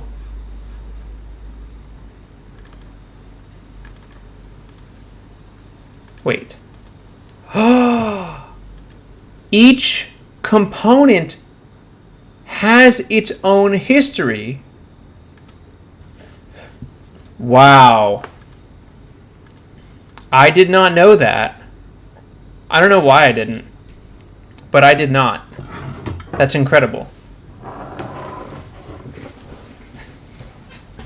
All right, anyway. Oh, we can't see the screen. Thank you, Nathan. Sorry. Here we go. Fusion. Sorry. There we go. So studio mode. Yes, each component has its own history. Check this out. There's no history in this current component, which we will name. I think we're just going to commit to it. We can rename it later if we need to. This new component, airframe. The EDF, you'll notice, so there's no history down here, and the EDF has its own history if we turn the focus to it, which is really cool. I didn't know that. Makes a lot of sense now. And it makes me feel like, great, I can design a lot of really big machines in this now. Onshape is not great about that. Onshape has a totally linear style of design, and this is more like, this is more modular, kind of like we were talking about earlier. All right, so component history is really useful. So let's design the airframe now. We're going to design it, I think, again in segments like this that get linked together. I kind of liked that design before. I'm not convinced it's like great, but it means that if we break one part, we can just replace it. Is everyone on board with that? Can I get a yes or no in the chat?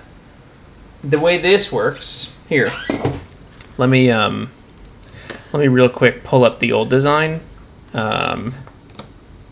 One momento, everyone. Well, I can't. It's like butchering Spanish.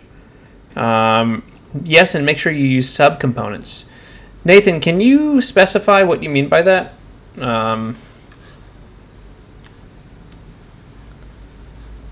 So here's what I am talking about. This is, oops, something just fell.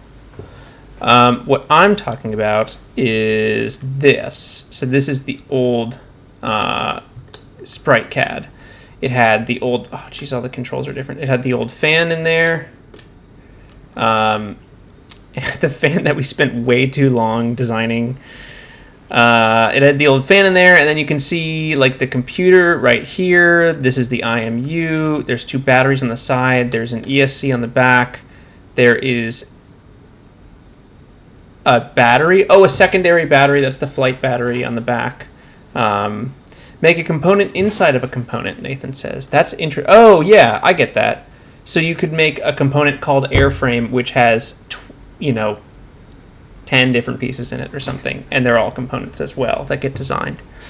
So does it ever, can I just get some feedback in the chat? Are we all on board with this approach?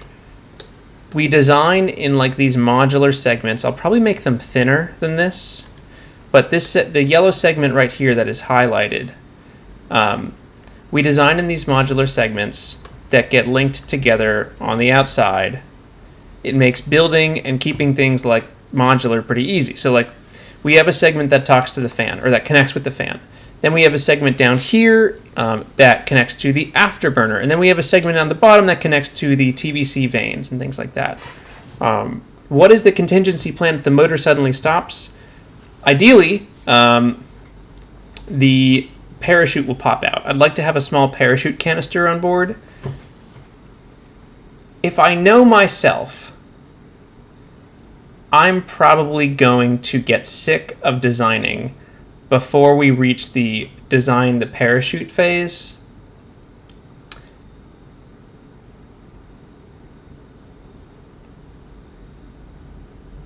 I should put a motor in there. Oh, this is great. It's Charlie. Okay, hello, Mr. Garcia. I'm back. Sorry for the slightly longer than intended segue. How's the cooking? Well, the fin can is still cooking. It is now a bright amber. We're in the cooldown cycle. Wow. Which means that I get to human-in-the-loop PID an oven down from 350 degrees to 100 degrees at no more than 2 degrees per minute. And I have 3 control inputs. I have 2 air vents and 1 heater control. And I need to mess with all of these to keep it at a fairly constant rate of temperature decrease. To be frank, that mostly sounds fun. It gets less fun after you've been here for 9 hours, but I'll Right. take your word for it. Right. There's an autoclave sitting right next to me that will do all of this automatically as soon as I get the dude to teach me how to use the autoclave. Right. There's just one major constraint, and it's knowledge of use. Well, actually, I'm fairly convinced that I could push the buttons and make it work. The problem is that I think the owner of the asset would be displeased with that course of events. That's a good way to put it. It's only a $250,000 resource. Right. Not that much. So, my question for you is, I've got the new fan in the CAD file here, and I'm looking to just get a rough sketch of the afterburner sketched out. So I'm thinking I'll just start with the diffuser. I'd like to start with building the airframe around it first, and then I'll get started on the diffuser. And because we can take that those stators on the bottom, the what is it called, like the flow straighteners, I can take those off, so we can go with that original design. We need to get our terminology straight. So there's the diffusers and the flow straighteners, whereas the diffusers expand the air isentropically to raise the pressure, and the flow straighteners remove the vorticity from the flow. Yes, I can remove the flow straighteners. They screw off, which we want. Yes. So then the diffuser can do the work of the flow straighteners and its own work. Yeah. So what I've done is I've designed the CAD for the fan. I've drawn up the CAD for the fan without the flow straighteners, and so the diffuser, I think I would go with a similar design to the one that you pitched, which is sort of you come in at an angle and then you open up with a slightly larger diameter as you fill in the space behind the motor, and then you do that to expand the pressure. But you don't need to change diameter. Are you sure? Yeah, the trick with the idea I pitched, that's an axial flow straightener, and it's all wizardry about the angle change that happens. Okay. Can you give me like the cliff notes on how that works? It seems like the area would stay the same. It doesn't. I want you to draw like what's the shape? Draw like arcs that like start almost like flat and then go almost vertical. And if you draw like 3 of them, you'll be able to see that if the air enters at an angle, as it turns downward, the effective cross-sectional area increases. Can you just repeat that? You don't even have to say it differently. Draw a series of arcs that start almost flat, like almost like horizontal, and curve to be exactly vertical. And so you are quite correct that the area, like the total area, does not change, but you don't actually care about the total area. You care about the area that the flow inhabits. The cross-sectional area. Yeah, right. Which is defined as this area perpendicular to the normal vector of the velocity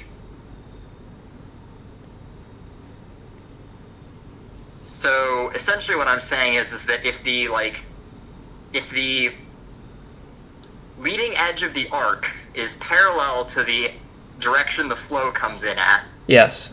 Which is probably pretty steep if we don't have the flow straighteners.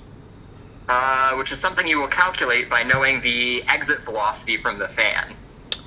Right. And you need that value anyway to get the mass flow, so you can get the potential pressure rise. Okay. So what I could, yeah. So once you know that, you can draw a velocity triangle, right? So you know the velocity it leaves at. You know the You'll pressure. know the velocity the fan is spinning. So that'll tell you how the leading edge of the axial diffuser will look. Okay, so basically,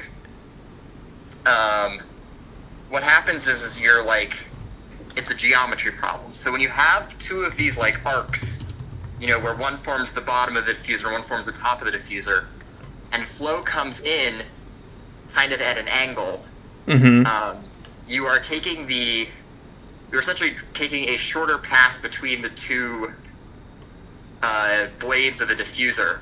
And then as the flow turns vertical, the length of a line between the two blades is longer, even though you haven't changed anything. Right. I think I get it now. Doesn't that also increase the pressure? Isn't this why you said you wanted a much tighter tolerance between the fan blade and the housing? Because you absolutely, there's no way it works with, you said it was a 0.5 millimeter? Oh, it's got to be 1 at this point. I looked at it again today. What you need to do is you need to buy a chunk of Teflon or Delrin, preferably Teflon, and machine it to that gap. And I would even let the fan rub a little bit and then just let it run until it wears away exactly to that geometry. It's called a wear ring. Okay. And it's how you get good seals in centripetal compressors as well. They're very common on both impellers and turbines, especially turbines that are not blisks. A lot of turbine wheels are actually shrouded at the end. Okay. To help take up the stress, so they don't have that problem. What do they shroud, like a light material that can just drag? No, they have a metallic outer ring on the tips that spins with the blades. To scoop things up? No. I don't think I get it. Sorry.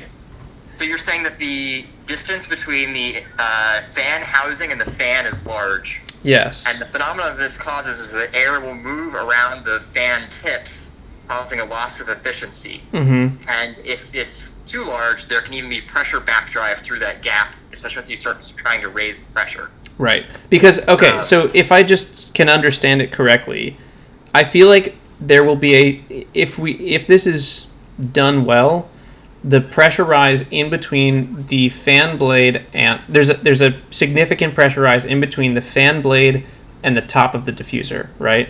Not the bottom. The bottom has pressure because the area expands, but isn't there? The flow must be constricted, right? Is it? No, none of that. Okay. Pressure rise happens in the diffuser. The pressure at the top of the diffuser will be lower than the pressure at the bottom of the diffuser. There ideally should not be any pressure difference between the top of the diffuser and the bottom of the blade. And the bottom of the compressor blade. So just for the record, I don't know, maybe you don't want to hear this, but axial compressors typically have a lot of stages. Well, the part that has to do work inside of me doesn't want to hear that. But how bad is it if we don't get crazy good efficiency, like super tight tolerances on those fans, on the fan blades between the fan blade and the housing?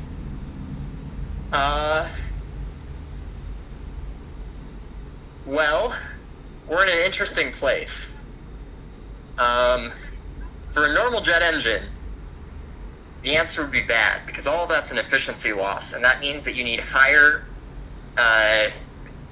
TGTs in order to get enough efficiency to have power left over for like propulsion after you power the compressor. Mm-hmm. In your case, I do not know, because your engine will be self-sustaining from the battery. So the question is, how much propulsion can you get out of it? So the question is, in the process of creating the afterburner, do you generate more losses? Probably. That makes sense. Hang on, stand by. Yeah. Did you hear that? Yeah, did you get yelled at? Yeah, I'm being accosted by some gentleman on the street here. Give me a second. Stay safe, man. Am I live?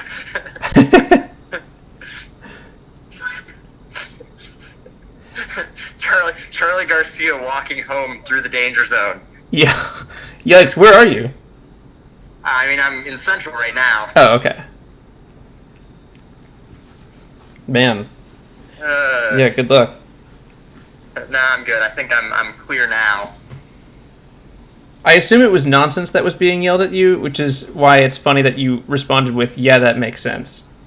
No, it was a very specific set of insults.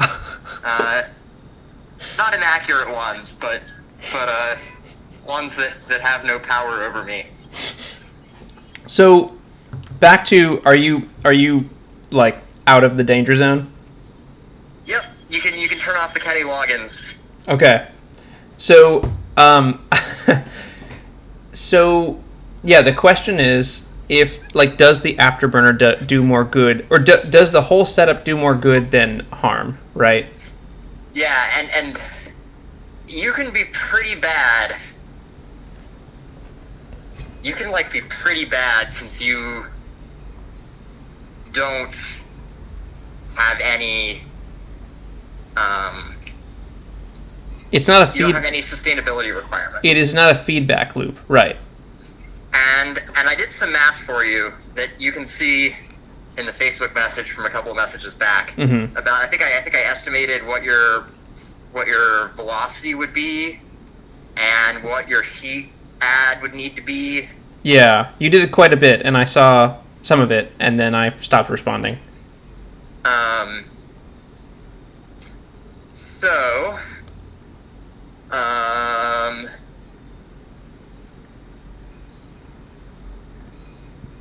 as long as we don't get so inefficient that it literally doesn't work, you're getting a decent quantity of thrust out of the pressure rise I was anticipating. How do you get those numbers? What did you, do you just estimate based on, so like, how did the first you... thing I did was I estimated a best case scenario for your pressure rise over a single axial compressor stage. Didn't you say that was like 20 psi? It's 22 if you're really good. I assume we're not going to be really good, so 20. It's a correct assumption. And then, using that, you can get a certain contraction ratio. So, like, where that pressure is optimally expanded. And then,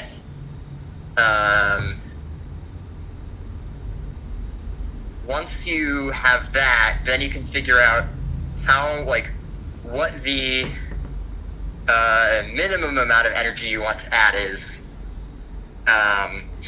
like, to recover, like, ambient temperature air.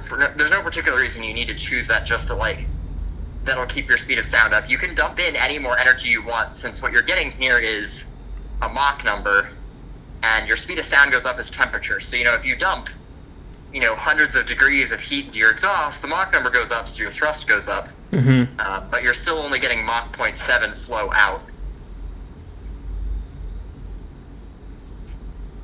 If that makes sense. So the Mach number is set by your contraction ratio, which is set by your pressure ratio. The speed of sound is set by the temperature, which is set by the heat you add through the The flame can. afterburner. Yeah. Man. This stuff is like way above what I already know. I mean, there's a very limited set of people in the country with this set of skills. Let me run a few things by you. So, do you think it's better? Is it worth, like, I'm worried about materials for the diffuser. I'm worried about heat moving through the system, like mechanically, and what I will want to manufacture this out of. Do you think the diffuser is something that cannot be made out of a thermoplastic? I think it depends on how you're mounting everything to everything else. Okay. If you mount your flame can to something that is a sufficiently long standoff from the diffuser, no reason you couldn't make the diffuser out of thermoplastic. If you are mounting the flame can to the diffuser, definitely needs to be not made out of thermoplastic. That is a There's bummer. Okay. also viscous effects, and since this is a relatively small jet engine, the viscous effects will be large, which is a compelling case for good surface finishes, which I think is a good case for either Delrin or aluminum. After you address all of those nice issues you popped up on your test video. Right. Ship evacuation, recutting, cutting fluid. Man, I got lit up for that. Let me tell you what. I rightfully got lit up for that, but I did. I got a chunk of titanium in the mail the other day that I get a machine this week. I'm so excited. Is that easy? I feel like that... No, titanium is supposed to be impossible to machine. Like, you have to have, like, good feeds and speeds. You have to have high pressure through spindle coolant. You have to, like, be really good. And then if you, like, make a mistake, the heat will soak into the titanium and it'll, like, work harden it. And then you'll have to, like, re-anneal the titanium before you can keep machining it. Is it harder than stainless? Much. Wow. It's just, like, really gummy. So, like, if you don't have, like, the right feeds and speeds and you don't have really sharp cutters, it won't ship nicely and it'll just, like, leave a crap surface finish. Well, you can fix surface finish with some elbow grease. Like, titanium will just, like, ruin your cutter and the part, and then the chips will catch on fire just to ruin your whole day. That's awesome. Are you allowed to disclose what you're machining? Yeah, they're fin tips. Oh, cool. That's awesome. And I guess that makes sense for something that has to withstand a lot. All my machining is for hobbies and stuff. I mean, I'm not a machinist by any imagination of the aerospace standards. Right. So if I'm making something, I'm making it for something where paying someone who's actually a machinist would be a bad idea. Yeah. Here's another question. This is a spur of the moment in the wake of a lot of new information for me. I'm still worried about the reliability of butane injection into this whole system. And I'm worried that if the afterburner shuts off mid-flight, the losses that I get from leaving this whole setup in the path of the flow are going to be pretty great, pretty large. Okay. You've said two correct things. Have I said any incorrect things? Nope. Okay. I guess what I was trying to say is, like, the two things you said are fairly intuitive, so I'm wondering if you're, like, going somewhere with this. Oh, I am. I don't want this to come across as lazy. I just feel like I keep reasoning to this point, which is let the afterburner just look cool and add like 5 to 10% in terms of just like dropping more mass. It won't add anything. Like, unless you get pressurized, you can burn all the butane you want in the exhaust, and you won't get any. Well, I'm at there's going to be flame on it no matter what, but it's basically a question of like, does the flame actually do anything? Or, yes. So in this setup, the flame does something. Yes. In the like flight test. It's the flight test approach. Yeah. In the flight test setup, not having a flame would have yielded no difference. But it sounds it would have had a little difference. It did have a nozzle, but like unless you're doing something you get to pressurize, you can't expand the flow anymore. Mm-hmm. No matter how much energy you add to it, right? Because it'll only expand to ambient. So then you're just adding entropy, right? You're just wasting heat. Right. I still am leaning towards that approach. Yeah, it's a completely valid, like, we'll get job done for video purposes. Well, the other thing is, I have to justify it to myself a little bit too. It's not really just for the video stuff. It's like the primary focus with Sprite is long flight times and GNC. So then take the butane bottle off, take the nozzle off, take the diffuser off, save the weight, go home. I still want the butane though. Like, I have to have the flame. I don't know, man. I got to think about it more. But this has been helpful. Yeah, no worries. Are you still up? Can I pull you up now that I'm sitting down somewhere? Oh, the stream? Yeah, it's still going. This whole conversation has been on the stream. I hope you don't mind. No, that's cool. It's unlisted, right? Yes, it is. It will remain that way. No, that's fine. I was just attempting to find it, and YouTube was not. It is on Patreon. It should work. I can send you a link to it. Anyway, do you have anything that you would like to promote to the stream here? There are currently 15 people. 14.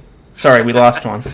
Oh no, I'm driving your hard-earned subscribers away. Nathan says he's excited for the next thing that you posted on Patreon. Oh my god, I have so many. I have so many thousands of dollars showing up at my door.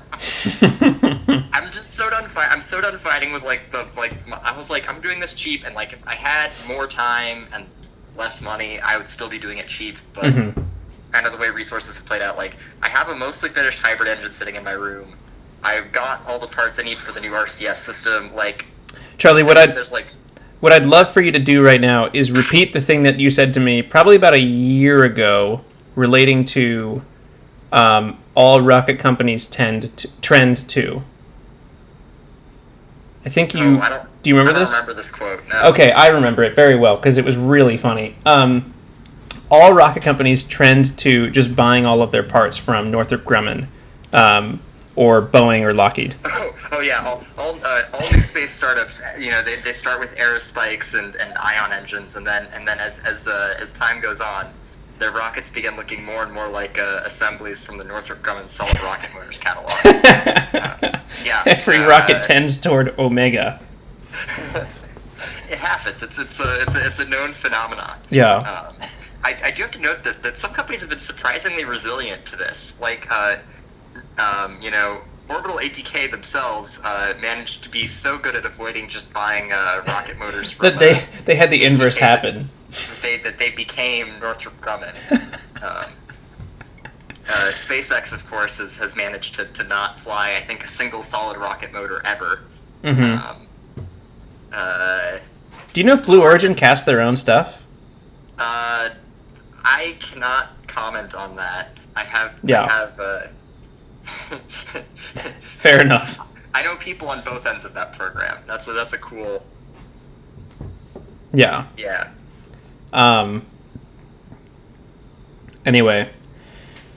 Yeah, if you have anything you'd like to plug to these, let's see, how are we still? Oh no, we're back up to 15 now. Oh, how about it? Yeah. Well, I'll jump in and I'll join the. Let's see if we can go up to 16. Oh yes, all right, we're all the way up to 16. Oh, I like your drawing. Good drawing. Oh, sweet. Yeah, I drew it as we were talking. You can watch back if you want. But yeah, I always feel like I don't want to disappoint you as an engineer. Like, I feel like I lose engineer points when I'm like, this is too complicated. I don't want to do this. But sometimes you gain engineering points by correctly diagnosing that programmatic goals do not require this thing. Right. And this is the thing that I've begun to notice too. It's that when you're playing the YouTube game, sometimes programmatic goals are not engineering driven or requirements driven or even. Well, this, I mean, I can even feel a little better about myself. This truly isn't about the YouTube game. Like, I personally want the fire, but I also just mostly want the GNC. That's going to be the most, like, as daunting as the Afterburner stuff is, the guidance is going to be by far, like, the most trouble for me. I'm still hoping you do the GNC so that when I get around to building my launch vehicle with this liquid engine and all the solid boosters chilling around the outside of it, I don't have to figure out how to do state determination and guidance. Oh, it's all in-house. Like, I'm doing it all myself. Yeah, so no, it's not. That way I can call up a BPS GNC module. I find it funny that of the two of us, you're the propulsion systems and I'm the systems, and for some reason you do everything but propulsion. I do nothing but propulsion. I mean, this conversation is a good example of why I do everything but propulsion. But yes. All right, man. I'm gonna hop off. I'm gonna keep designing this stuff. I'll see you in the chat, maybe. I don't know. Take care, man. Yeah, I'll talk to you soon. See you, Charlie. All right. Adios. All right, bye. You know what's really weird, pals? Is hanging up a phone, but then still being on another conversation with the whole internet. And the whole internet consists of 16 people. It was 15, but then Charlie joined. Boy, that's a weird subscriber acquisition strategy, is you just call people and then have them tell them to join. All right, I've missed a lot. You've all been here for the conversation, so you all watched in real time as I think I ditched the diffuser idea. Let's look at the chat a little bit first. This probably isn't something... Yeah, the titanium isn't something you can do with a 3-axis CNC router. Arsenio says he's done a little bit of TI turning and it was a massive pain. Eject the afterburner with frangible bolts. Don't listen to him. It's all bogus. I can confirm the flame is needed. Okay. Yes, GNC stands, as Arsenio says, stands for guidance, navigation, and control. Hey, hold up, pals. Navigation. Rocket. Hold on. I'm going to bring up a video for everyone to watch as soon as they get the chance. So, let me tell you a story before I drop this link in the chat. I think several years ago, I think 2 years ago, maybe a little less than that, maybe like 1.75 years ago, this guy Robert Cook hit me up, and he just used the BPS website contact form, and he was like, hey man, I'm trying a similar project. Do you have any advice? And we have an email thread. I think it's like 70 emails long at this point. And we've just been chatting for a while. And he recently finally started a YouTube channel where he's documenting his work. He is one of the only other people, there are a couple people, but he's one of them who have gotten TVC stuff to work on model rockets. And he is a legitimate NASA engineer. He's working on the SLS program. He lives down in Florida, working there at the Kennedy Space Center, and I don't remember what his exact job title is. Anyway, he made a great video on GNC, Guidance, Navigation, and Control for Rockets. It's really good. He's working real hard, and I don't know. He deserves some credit for that, so I tossed a link in the description. Okay. Like Elon says, don't waste time optimizing systems you don't need. Moonman, yes, correct. What I've drawn here is what Charlie described, and we'll go over it, even though I think, it probably won't be used here. I drew this on the call. The fan blades spin on the top. I've drawn an arrow in the direction that the fan blades spin. And as you can imagine, the air is coming off of these fan blades in this direction. But, hold on. Wow, that is so bad. And where's the undo tool? This is really bad. Hold on.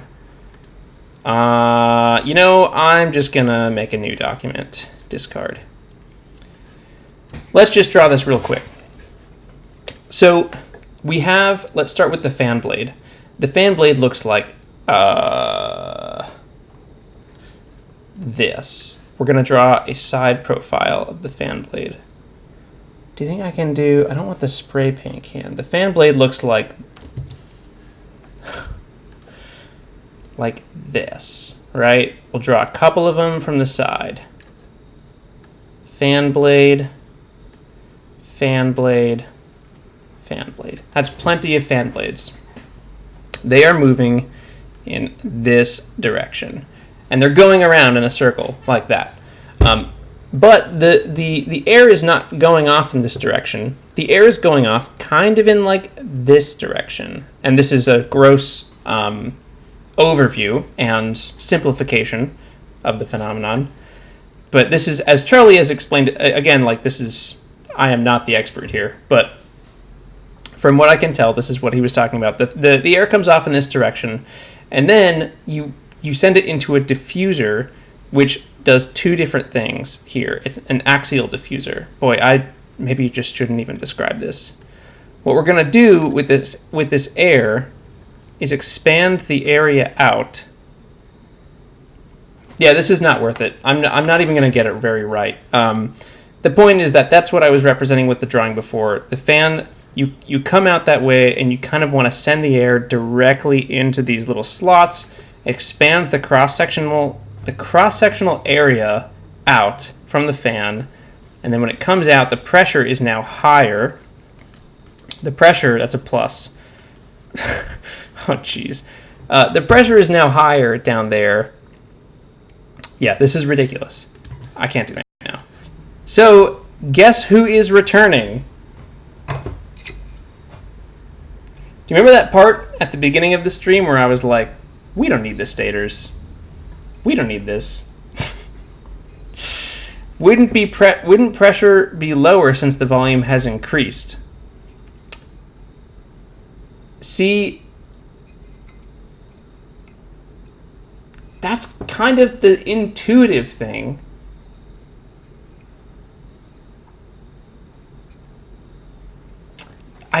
This is why it's bad that I named my company Barnard Propulsion Systems.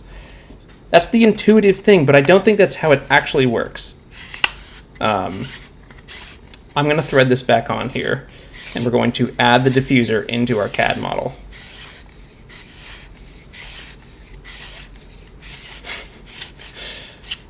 This is bad. The stream was going well until I changed the whole design. Okay. I don't want to start over. I think I will just add the section onto the bottom. And even though it sort of curves in there, I'm going to assume that it is straight. Yeah, I can do this. I'm also getting kind of hungry. I wish I had like some good snacks. All right. On the same component. Are people still watching? Are people like still interested in this? We have 13 people here. We're no longer making the airframe part, so let's focus back on the EDF and make more progress. This is great. I feel like a bad engineer because of it, but it is helpful to remember the thing that Moonman brought up, which is that there is no point in optimizing a system that doesn't go directly toward the goal of the project. Let's overjoe food. No, I'm good. I do have food. I just think it would sound weird eating like on a live stream. I feel like you would hear the mouth sounds too much. Okay. We're just going to take this face. This can be very, very simple. We're going to take this face. We're going to extrude it. And I'm actually going to take it off of here.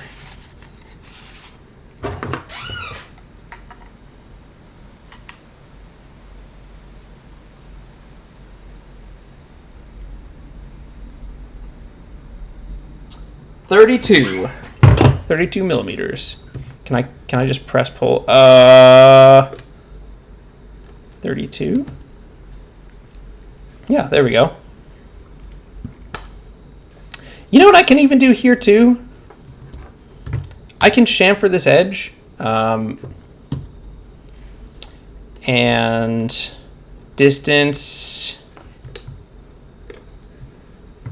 has got to be Because the chamfered edge is kind of just part of the aesthetic. Distance is like 14. Oh, geez, it's negative, isn't it? 1.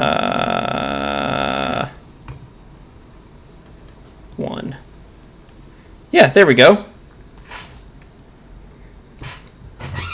And it's probably 1 or 2. Oh, yeah, okay. 4, 5. It's probably like 4. Okay, and then at the bottom we have this part, which I'm now just going to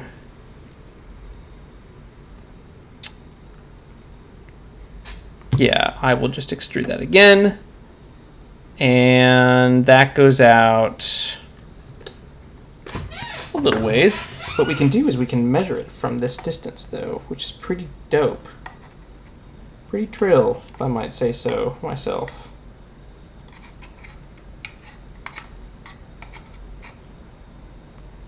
It's going to come out like 50 millimeters, which is just...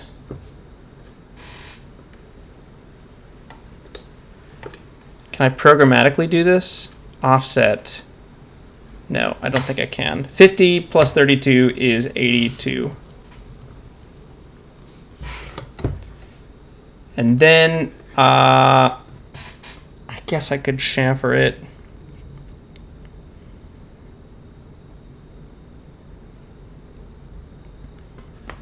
Yeah, I'll just do that. Or I'll fillet it.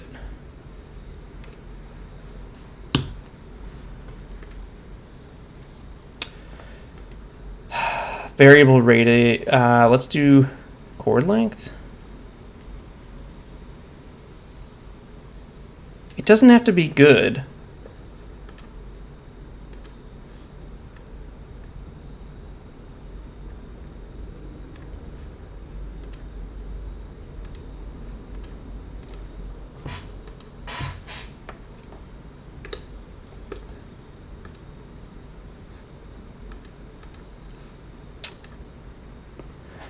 Joe, grease your chair. It creaks worse than my knees after a 20-mile hike.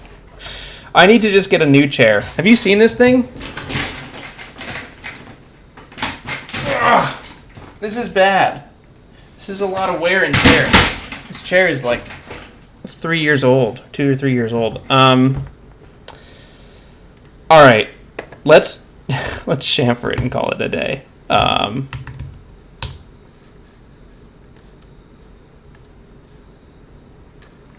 We're going to do distance and angle, 10 millimeters, 10 degrees, and we'll do one of those. Doesn't have to be perfect, just has to kind of look like it. Great, that's our EDF. We did it. We're going to leave the stators out of it. They don't matter. Honestly, Fusion is much better for this than I thought. Wow, that's cool, Moon Man. Would you mind... I am not in any way challenging you. I'm just curious what you thought might not work, or like what were you hoping would be different? Okay, so that's good. And it gives me more faith about like it gives me let's do a quick check here. It gives me more faith about the distances.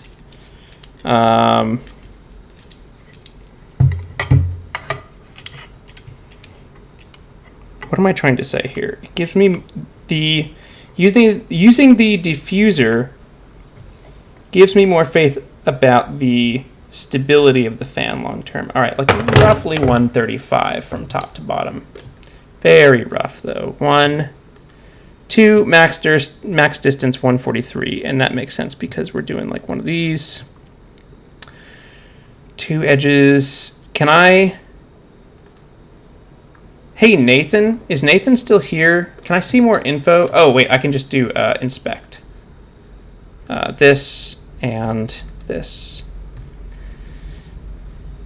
Length. Maximum distance 133. Yeah, that's great. All right, cool. It's exactly right. Or it's very close to it, at least.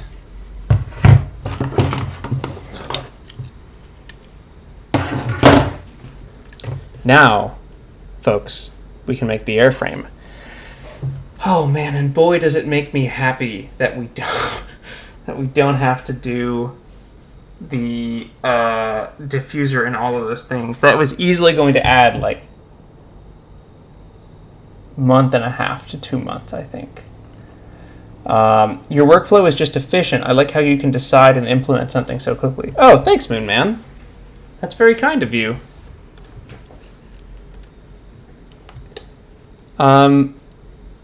Okay. I'm getting really hungry. Does anyone mind if I eat? Is everyone okay if I do that? It's not like complicated food. If it's all right that I eat, then I'll eat and we'll keep going. My plan is just to do like as much work as I can right now. And I think what we decided on is the modular approach, which still feels like the right thing. Eat, man. Mukbang. Eat. All right. It's microwave mac and cheese, but let me tell you what, it's gluten-free and it's dairy-free. So it complies with both of my eating restrictions, which is one of these. Let me give a plug to Amy's gluten-free and dairy-free mac and cheese. It's incredible. It's so good. It's not good for me, but it's also not that bad. All right. Here, I'm just going to make it. Don't go away.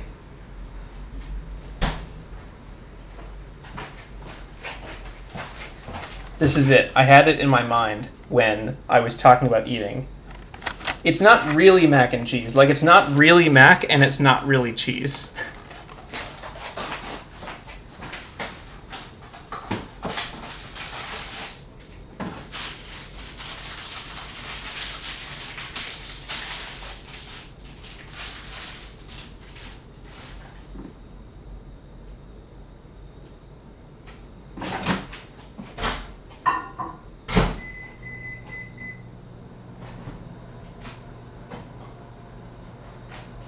Do you want to see the worst part about this too? So I'm eating like frozen mac and cheese, which is just not a good choice. The worst part about this is I just finished cooking like a whole vegetable medley, like this gorgeous assortment of vegetables and like really nicely seasoned chicken, and I'm choosing the mac and cheese over it.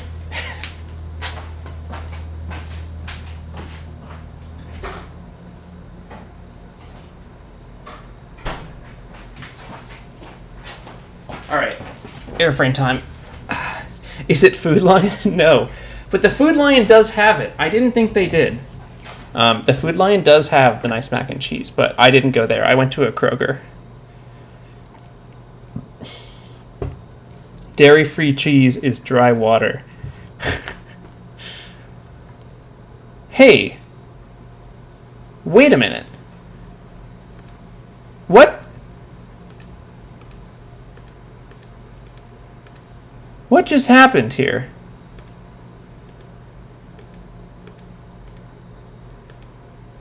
My desktop changed. Does Mojave change from day to night?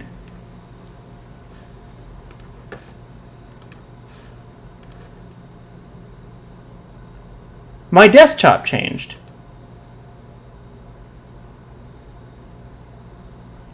It's different than it was. Go back in the stream and like look on the left side. It's a different color than it was. It changes based off the time of day. I love that. That's so cool. All right. We have to design this thing, man. I gotta stop messing around. What do you think we should do? Do we go top down or do we go side in? I think we go top down.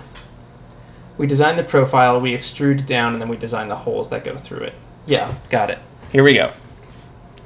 We will design from, nope, not that. Front, oops, who needed?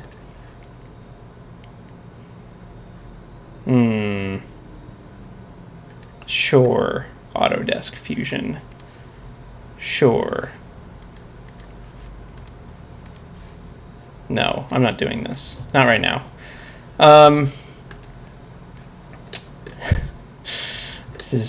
This is silly. So top down, We will make a new sketch.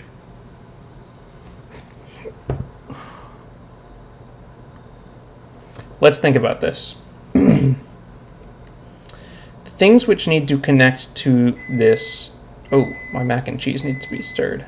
The things which need to connect to this fan need to...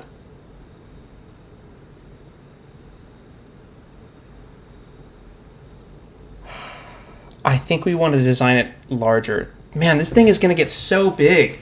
It's just way bigger than I thought it would be. I have to stir the mac and cheese. That's what I'm doing.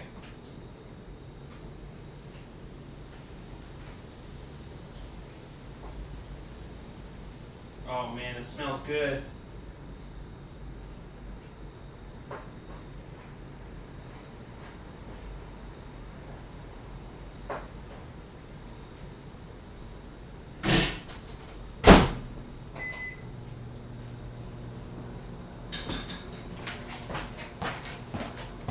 And then you gotta microwave it for another minute.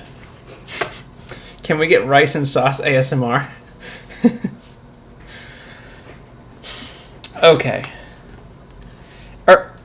Is this still interesting for people? I hope this is interesting. I mean, I have to do it anyway, so like, it's gonna happen no matter what. But I hope this is interesting. So, I think what I'd like to do is start... is this a bad idea if we start with the center of the EDF? I think it's probably fine.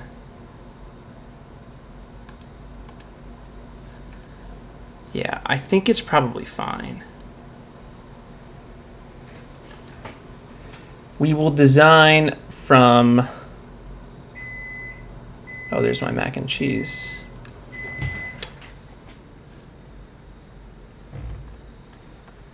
Are there just regular origins? Okay, I guess we could just design from those. The problem is, like, those are not in relation to the EDF.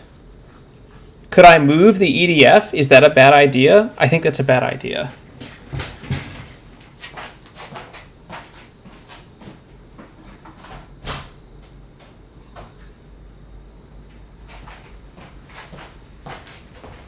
Okay, I have the mac and cheese. Here it is. Wait, I need to make sure this shows up in the stream. Here it is. Here's the mac and cheese. It's got like a little red thing. This is a little bit sad, me eating mac and cheese frozen on a live stream. It's so good though, and I can eat it and my stomach doesn't hate me for it. Hide the EDF while you make the other parts, then move the components. Nathan, I will probably need your help mating and joining components.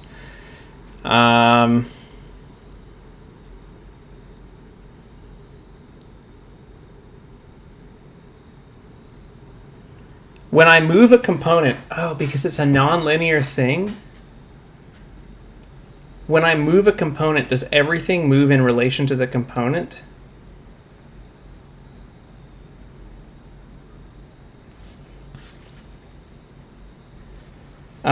Can I get just some more details on how that works? So if I hide the EDF and I design a new component, you can make one component grounded and have everything else in relation to that. Honestly, it makes sense to ground the... Well...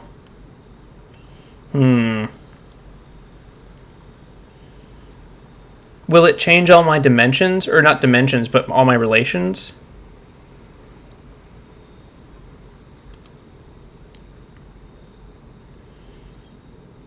I don't know if this is worth fretting over. I think I should just start.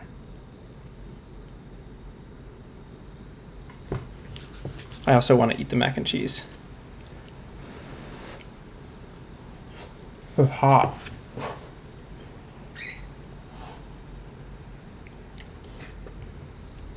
Ground the EDF, since it will not be moving relative to the airframe. How do I ground the EDF?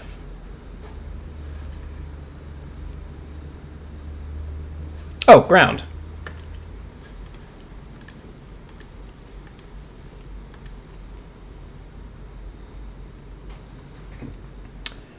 And so then Nathan, with the EDF grounded, where do you have a sketch that you would recommend starting from?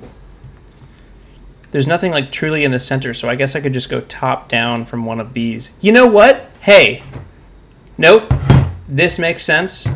I'm happy with it. I'm going top down from this face. It's weird. Doesn't make a ton of sense, but I think it is a good idea. I feel good about it.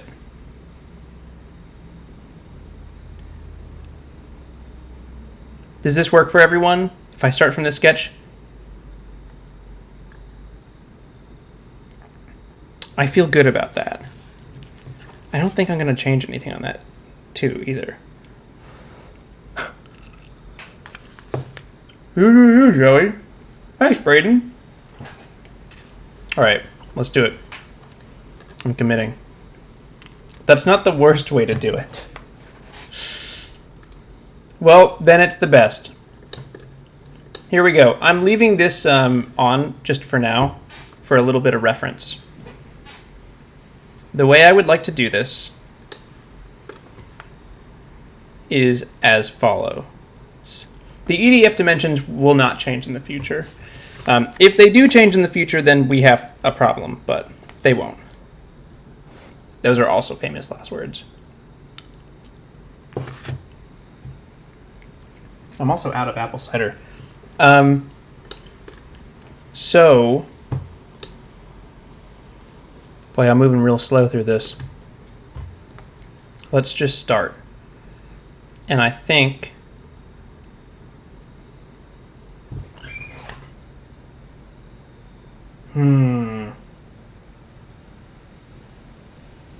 Now here's a thought, folks.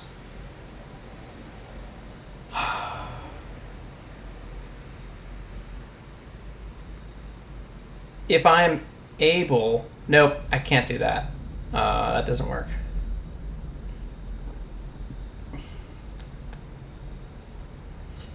I'm just trying to get around complications in any way that I can.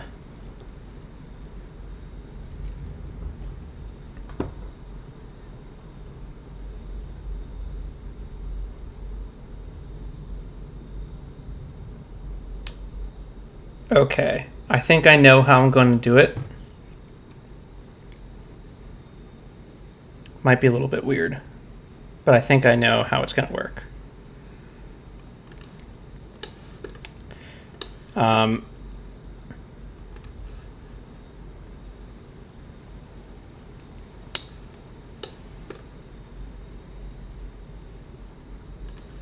There's going to be a lot of constraining here. Let me tell you what, man. So this, everyone look away. I don't know how everyone here does their tolerances, but this is how I do mine. O.4. We are just going to specify the tolerances as dimensions between related components. This to this, which is the center point, is going to be, that can just be 1.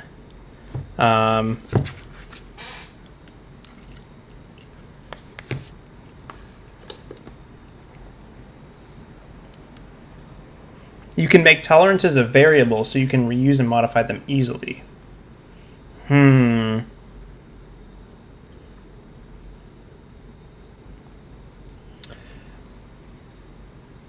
I think it'll be okay this way. And again, even more famous last words. All right. Now, here is a question.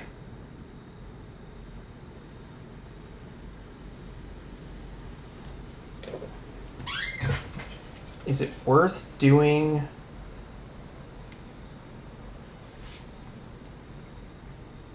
Honestly, I think it's worth doing almost the same design as before. Let's see.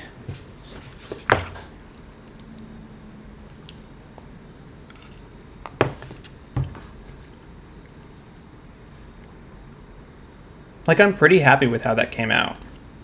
You just kind of do one of these. I'm gonna do one of these. Oh, wait, hold on. I will do this. Dimension equal.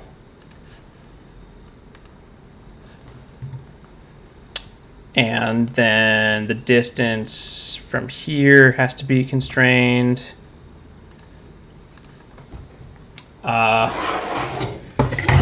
That's probably 9-ish. Yeah, 9. That's great. 9 works.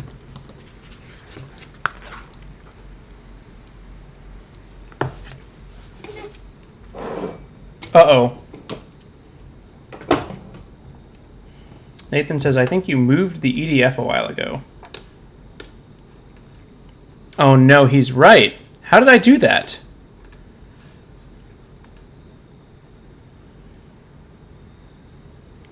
Oh, that's very bad. Let's focus back on the EDF and see if I moved it. Do move commands show up?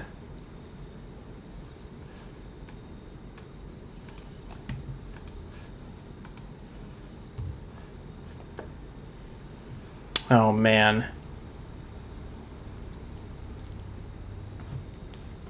The move might be in design history, so you can just delete it. I don't see it in here.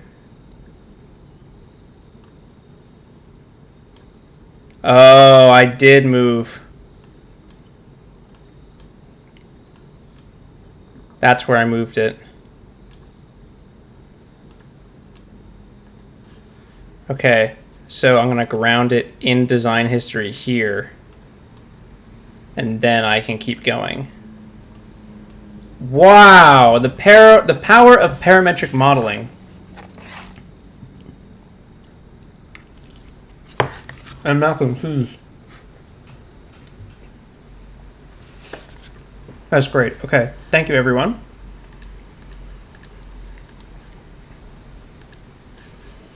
Now, in Airframe 1, I have a sketch.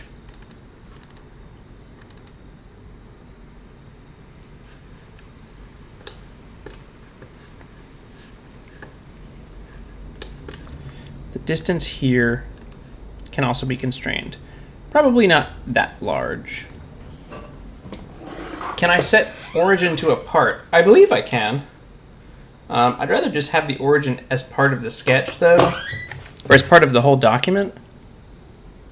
A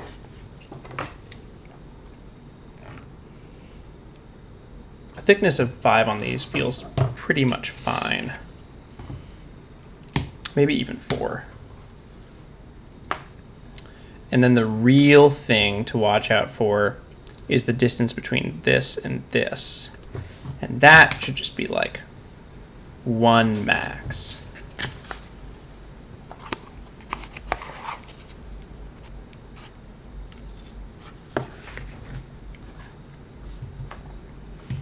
And the last thing is whatever this line is needs to be coincident. Oh, here we go. I'm going to use it. Coincident with, oh no.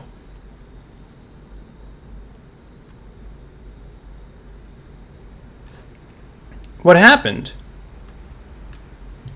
We're not at the center anymore. Wait, the center of the document, oh jeez, this is awful. The center of the document is no longer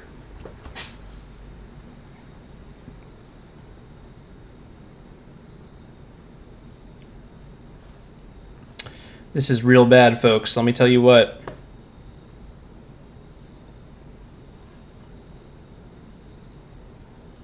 The move is not fixed yet.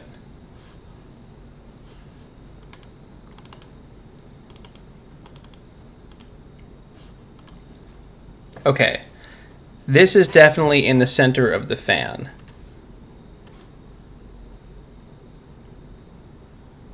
That's still in the center of the fan. but the sketch is the problem.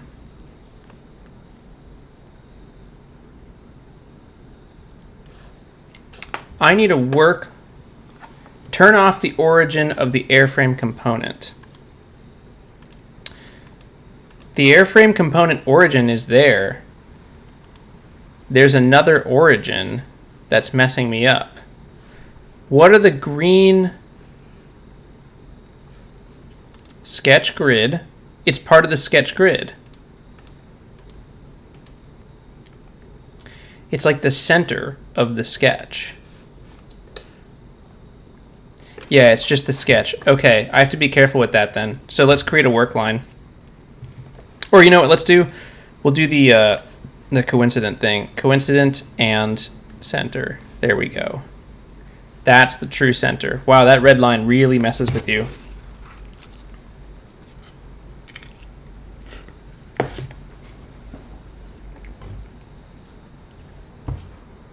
Hit the P key and then select the EDF duct. P, project. Wait, I don't think I want to project right now. I'm pretty happy with this approach so far. So we'll do one of these. I think, honestly, one of the easier things that we could possibly do is just do equal for these. And then have this variable. And then have these equal again.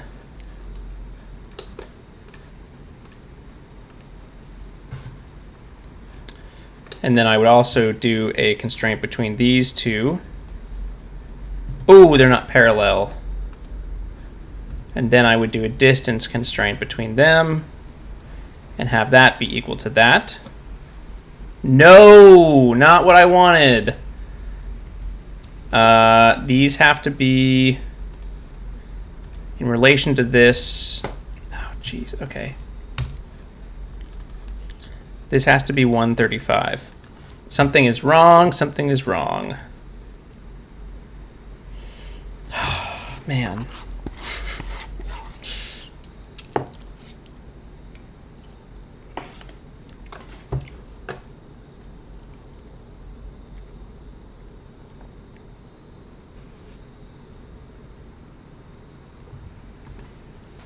Why can I not set the distance for these?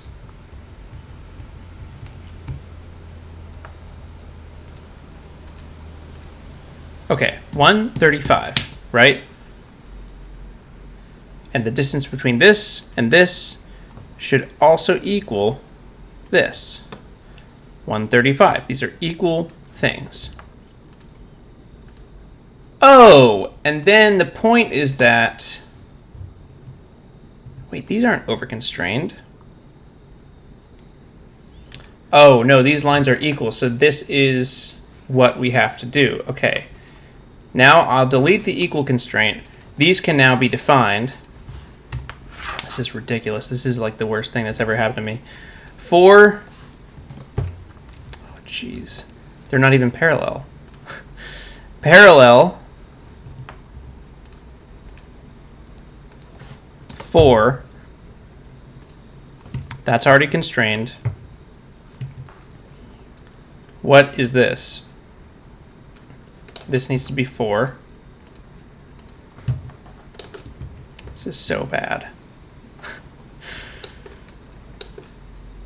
Coincident. This point. Nope. Not what I wanted.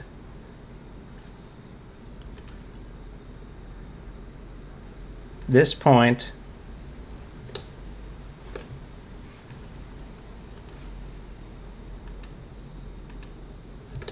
All right, this is awful. What am I doing wrong? This is so bad.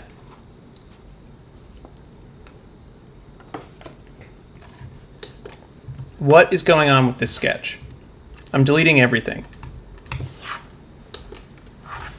Something is terribly, terribly, terribly wrong.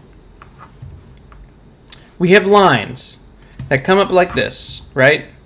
Right.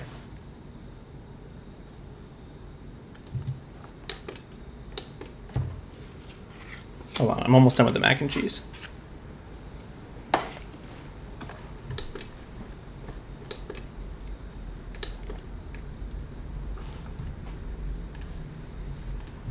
We have lines that come off of the lines.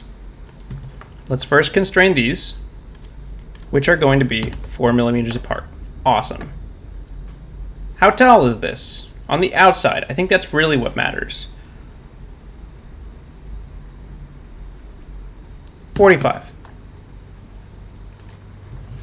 Next, parallel. Between this and this, they're parallel. Great. The dimension between this and this, 4. Awesome. Here we go. Now we're really moving. I'm going to create a work line because that's how I do things. The things here are coincident. This goes over here. It kind of seems, oh, here, nope. Nope, I'm creating work lines. What the heck is going on? There we go. Coincident, this and this. Awesome. Distance between these two, 4.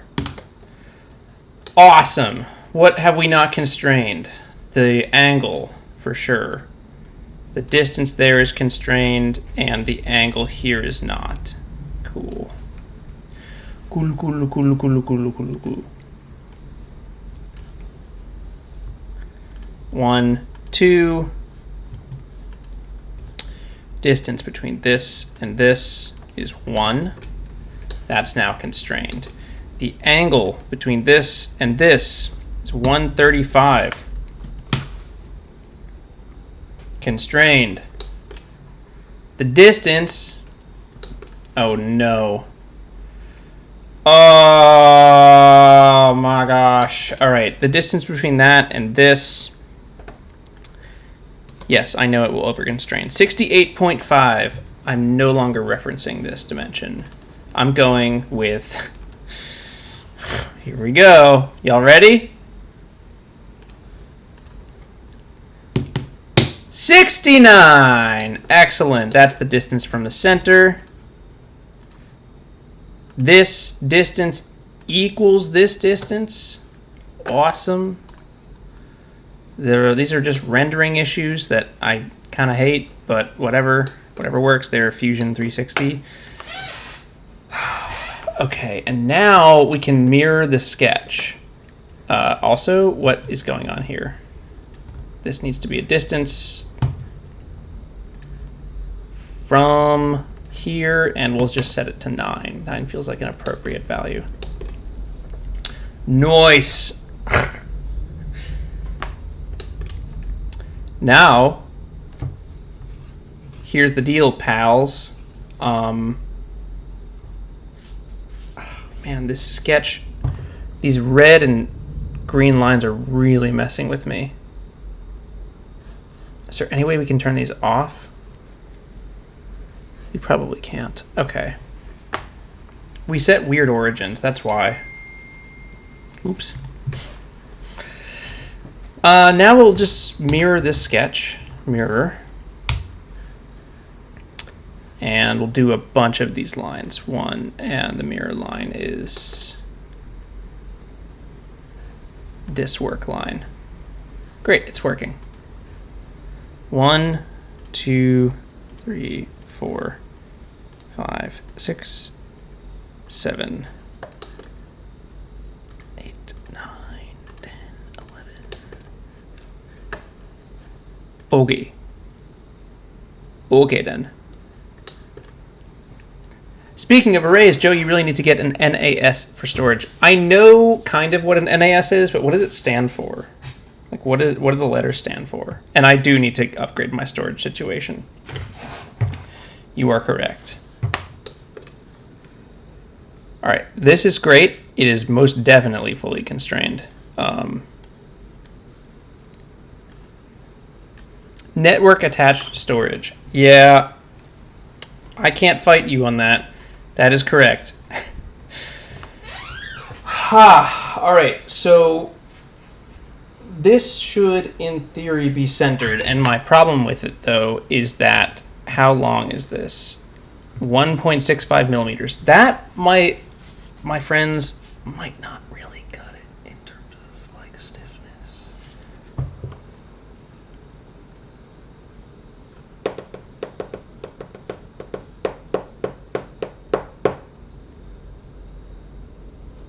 I mean, it's not like I have a ton of options. 1.65 plus 1.65 is basically 3.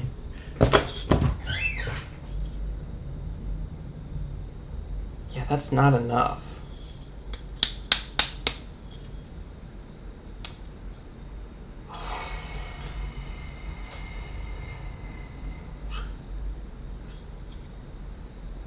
Okay, great. We'll make this bigger then. 1.65 can hold the fan. And this becomes larger. And also, get out of here with your distance, pal.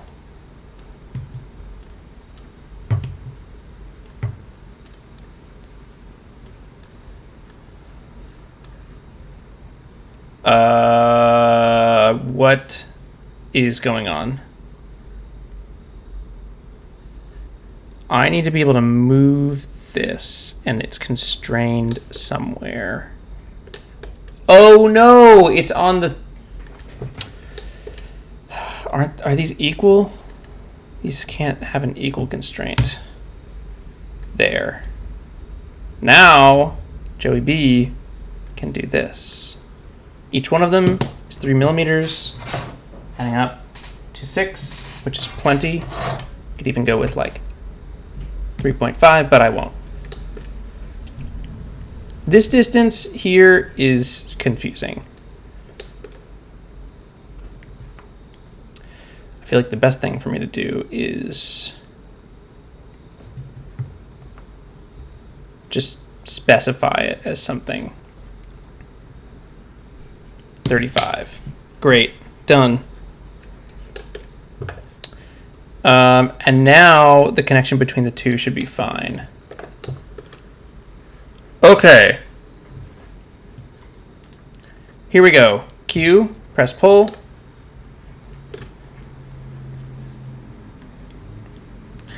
And we're starting to design the airframe around it. Now, here's a question. How large is this? Because this is too large, pals. This is 50 millimeters.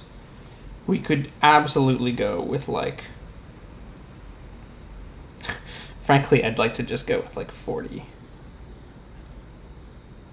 That's probably enough.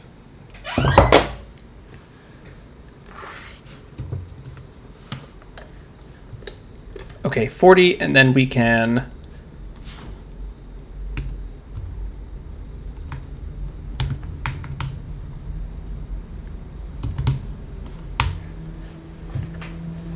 mirror this across this plane. Oh man, it's faces.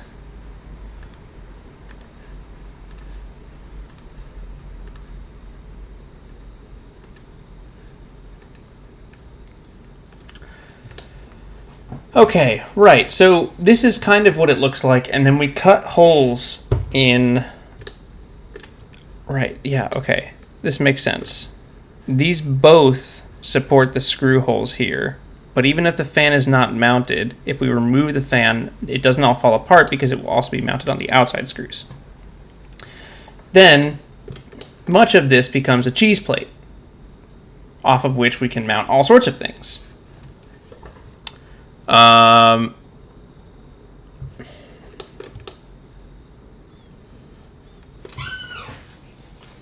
I am losing steam. And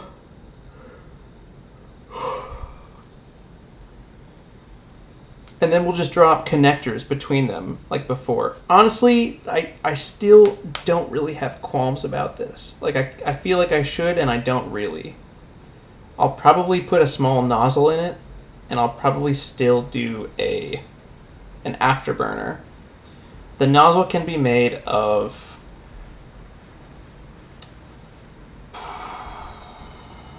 The nozzle doesn't even get that hot because there's so much air flowing over it. It should be fine. The nozzle can be made of, like, just sheet metal. And I can just bend that myself and get it pretty accurately. Like, there are sheet metal tools in Fusion, too, so it should be okay. And then... yeah, I feel confident about that.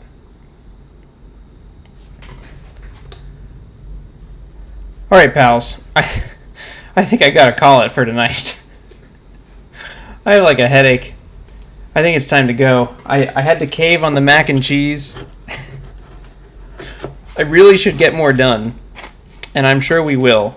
Maybe I'll do... I can probably do more streams later this week or something like that, but I think I might have to call it. I'm losing steam. Is that okay with everyone?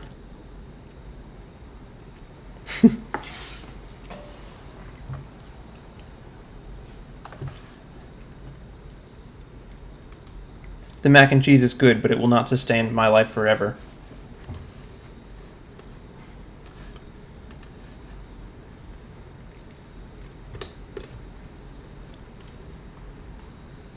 It's been 3 hours. That's disappointing. I really would have hoped we would get more done within 3 hours. But what ended up happening is that we just ended up exactly where we were with like the older design, but with a new fan.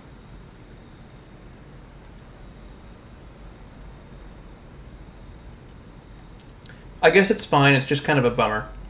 All right, pals.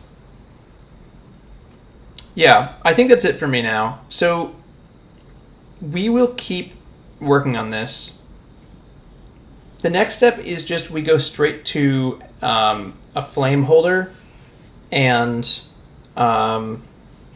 actual EDF or actual afterburner design, and not an actual afterburner, but rather a way to inject butane into the stream of exhaust here.